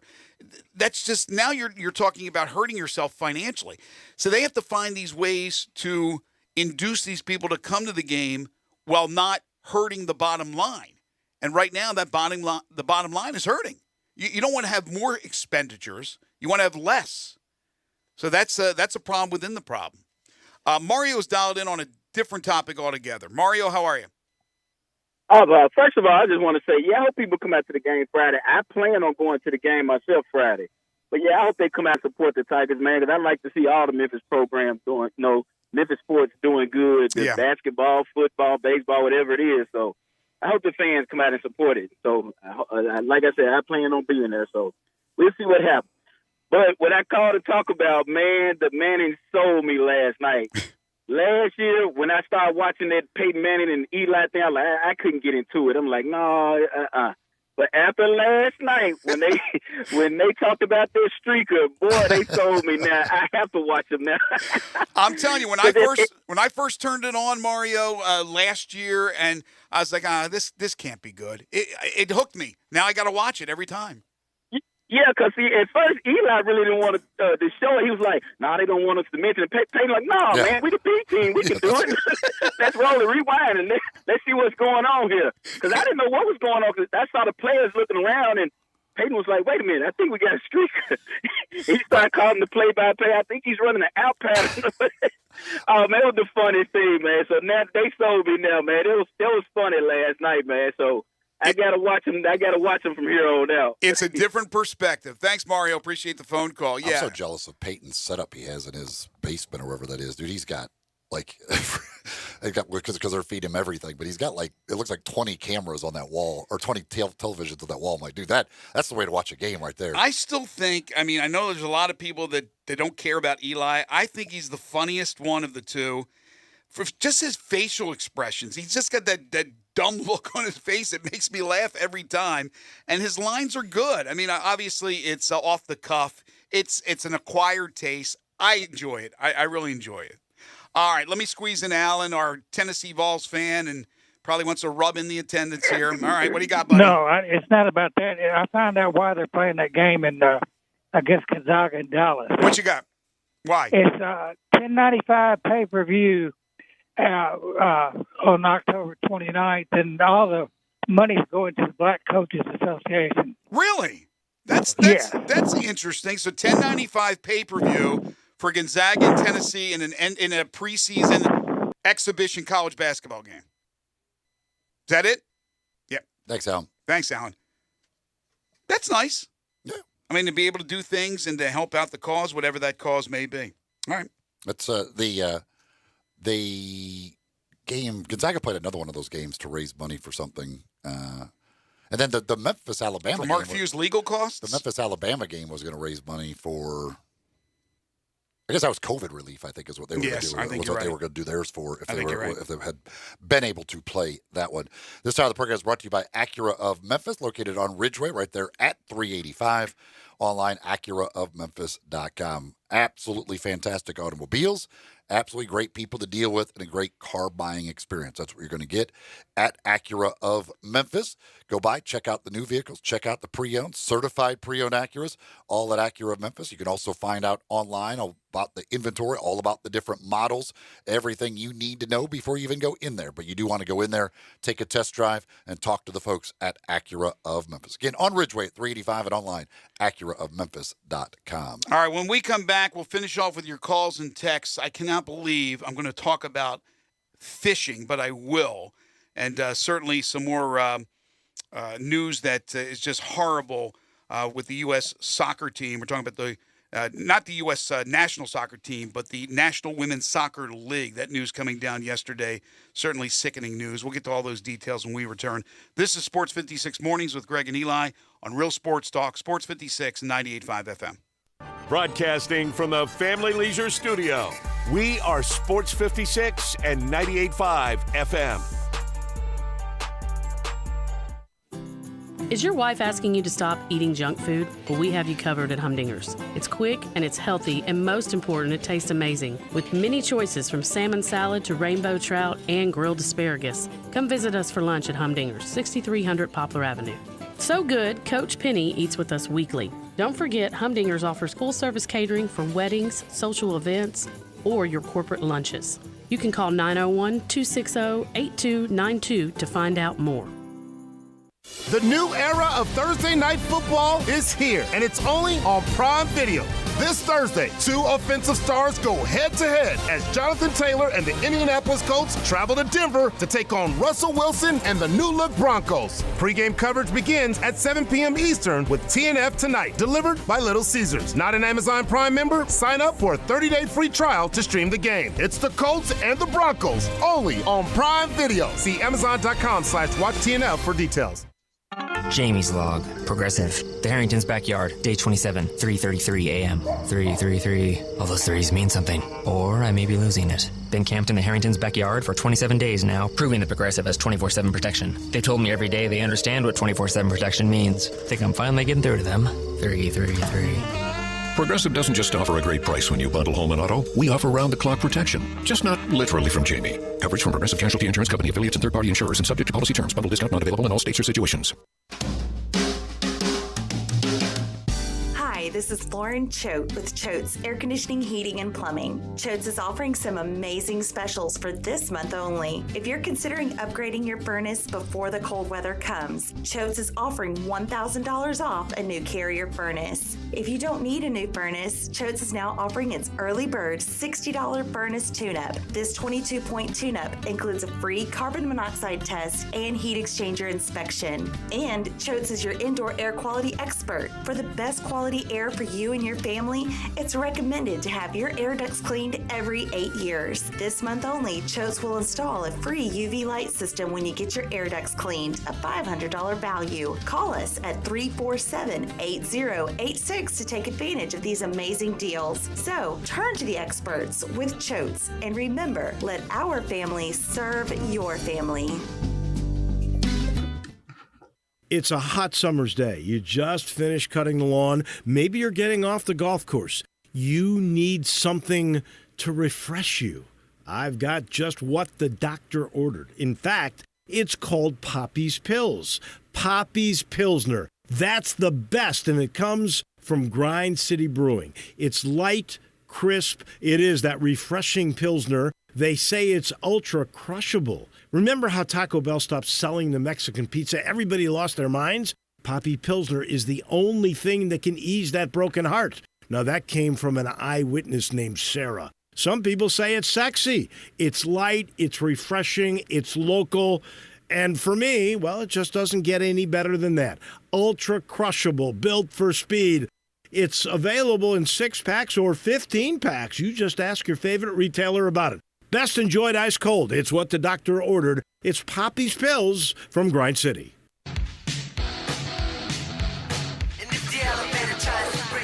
Now, back to Sports 56 Mornings on Sports 56 and 98.5 FM. This hour is brought to you by Acura of Memphis. Here once again are Greg Gaston and Eli Savoy. All right, welcome back. Final segment here on this Tuesday edition of Sports 56 Mornings. Back to the Sports 56 listener lines. Keith is dialed in. Hi, Keith. Hey, Greg and Eli. All right, so, yeah, I agree with you on Memphis parking. I wish Memphis could do something there, like maybe condemn some of those little properties over there, pay them people good money, and maybe help them find some place to live, and then make everything secure. I believe on that. All right. Now, back to the Tigers, though. I'm beginning to think the offensive line might be the problem right now. That might be the problem that is kind of – because he's not Hennigan doesn't have time to do anything. Right. Then I wanted to comment on Tennessee. They have their plate full this week with LSU. I'm telling you, Lee, LSU has one of the best home winning records in the nation at home. They're tough at home. I agree with everything you just said, Keith. Thank you very much for the call. I appreciate it. I think you're right. I think Tennessee, they better not look ahead to Alabama. I mean, LSU in Baton Rouge, that's going to be a battle. Keith is absolutely right about the offensive line. They've had injuries. They were missing 2 starters last week. They're already thin. So when you see Seth the last couple of games at times struggle, don't think it's on that young man. Last year, he showed everybody what he can do in front of a solid or behind a solid offensive line led by Dylan Parham, who's now with the Raiders. You give the guy time, he's going to pick you apart. He's now having to use his wheels to run a lot in games, which you don't want your quarterback to do, but he's doing everything he can to help lead this team to victory. And all they do is keep winning, but Keith is spot on about that O-line. Do not look at other issues right now, because the thinness of that depth with that offensive line and the injuries are starting to rear its ugly head. Yeah, obviously that's been a big issue with the run game, everything about it. So, yeah, I mean, they need to get the offensive line shored up. There's no doubt. All right, 2 stories that are certainly disturbing. One, you kind of giggle at. The other one, you certainly don't. The one you don't is the U.S. Soccer report that finds systemic abuse abuse in the National Women's Soccer League. So this is the equivalent to, I guess, the MLS, their women's professional league. So this isn't the national team. This isn't junior soccer. This isn't college or high school. These are professional women playing soccer and still subject to this type of systemic abuse in the workplace. That's the report that came out yesterday. And you had Cindy Parlow, who is from Memphis and a former member of the U.S. women's national soccer team, World Cup winning team, talking about the situation because she's a higher up, obviously, in this NL or NWSL.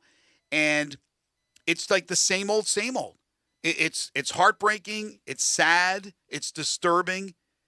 And I don't know what the answers are other than removing the people that are involved in this, that are the ones that are the abusers. But I'm just tired of hearing these type of stories like the gymnastics deal with the national team or at Michigan State, now with the women in the National Women's Soccer League. And then here's the other story. Again, this one's a little bit of a, you kind of chuckle a bit, although I'm sure they take it very seriously in the world of professional fishing. Yes, professional fishing. The competitive bass fishing world was rocked over the weekend by cheating allegations at one of their events in Ohio. Chase Kaminsky and his partner Jake Runyon seemingly won the event with 2 7-pound walleyes. Is that it? Walleyes, right? But the duo's victory was immediately marred when they were allegedly caught in the act of cheating by shoving lead weights and perch fillets into the mouths of their caught fish to add weight to them. The scene quickly devolved into a shouting match as both men were seemingly caught red-handed. "You should be in jail," a competitor could be heard yelling during the dust-up. That angler may get his wish. According to the prosecutor of Cuyahoga County, they are looking into criminal charges. "I take all crimes seriously, including attempted felony theft at a fishing tournament. These individuals will be held accountable." Comiskey and Runyon have a history of apparent cheating. The duo failed a polygraph test after winning a previous event. They had to take a polygraph test, for goodness sakes. Felony theft is a crime in Ohio punishable by 6 to 12 months in prison and a fine up to $2,500. Is nothing sacred in this world. They still cheat in fishing contests, for goodness sakes. Well, we'll be cheating in fishing forever. If you ain't cheating, you ain't trying? Fish stories, I mean, it's always about lying and cheating. It is about lying, isn't it? Tonight, if you want to see probably the top 2 picks of next year's draft, they will be going head-to-head tonight. ESPN2, I believe it's 9 o'clock Central, as Victor Wembanyama his team will be taking on the G League Ignite and Scoot Henderson. They're playing 2 games this week. They're playing tonight and they're playing Thursday afternoon for Scouts. I believe it's in Vegas that they're playing these games. And I think that's right. ESPN2 will be televising those games. But this dude is 7'2" freak of nature. And apparently Scoot Henderson, some people have right now Scoot Henderson as the number 1 pick over Wembanyama for next year. So they're going to get a chance to see those 2 guys go head-to-head 2 times over the next 3 days on ESPN2. Also, a sad note, Loretta Lynn, the coal miner's daughter, has passed away. Oh, Loretta. At the age of 90. Did you ever stop by her ranch? I have never been to the Loretta Lynn Ranch. I've always seen the signs and everything else, but I've never actually gone there and checked it out. I would bet there's a lot of people here in Memphis that have made the trek over there, have passed the ranch, and have gone in there and have done a little sightseeing and had lunch over there. I guess they have the restaurant and all that. That's sad. Loretta Lynn, she was an icon, no question about it. All right, before we let you go, some odds for college football this week. Memphis, once again, a favorite. They are a 2.5-point favorite over Houston. They're playing at home. Yes, the Cougars are 2-3, but this is a better team than that record would indicate, in my opinion. The problem is they're having infighting and issues internally, but they will be a challenge for the Tigers. The Tigers were a double-digit favorite the previous 3 games, and now they'll be a 2.5-point favorite over Houston. Tennessee is a 2.5-point favorite in Baton Rouge against LSU. Arkansas gets 7 on the road at Mississippi State. And again, KJ Jefferson, still iffy if he's going to be able to go or not. Missouri gets 11 at Florida. Georgia's a 29.5-point favorite over Auburn, one of their rivals. Georgia looking to get back to normal after a big scare at Missouri. Ole Miss is an 18.5-point favorite at Vanderbilt. Kentucky, a 10.5-point favorite over South Carolina, looking to bounce back after their loss in Oxford. And Alabama, a 24-point favorite over Texas A&M. That's downright embarrassing for the Aggies and what's happened to them. Well, they just got killed by Mississippi State. I know. 24-point underdog to Alabama. Our thanks to Connor O'Gara, to John Taunty, and to Dr. Adam Walker for joining us on the program today. Again, tomorrow, we will be at TSS Supply. Write it down if you can. 5665 East Rains Road, Come on out and see us. We'll have giveaways. We're going to have Einstein's Bagels for breakfast. And then John Harden will be out there for Sports 56 Happy Hour from 11 to 1 with barbecue for you. Again, that'll be a TSS Supply. Tomorrow we'll have 5 favorite things, your 5 favorite Memphis Tigers football players of all time. So get your list together. Kerry Miller is going to join us to talk some Major League Baseball along with some college football, plus Jerry Palm from CBS Sports and Michael Cole on the Memphis Grizzlies. Waldo and Friends on Sports 56 is coming up next, so stay tuned for that. For Eli Savoy and for Zach Boyd, I'm Greg Gaston. Enjoy the rest of your Tuesday, everybody. Don't stop believing.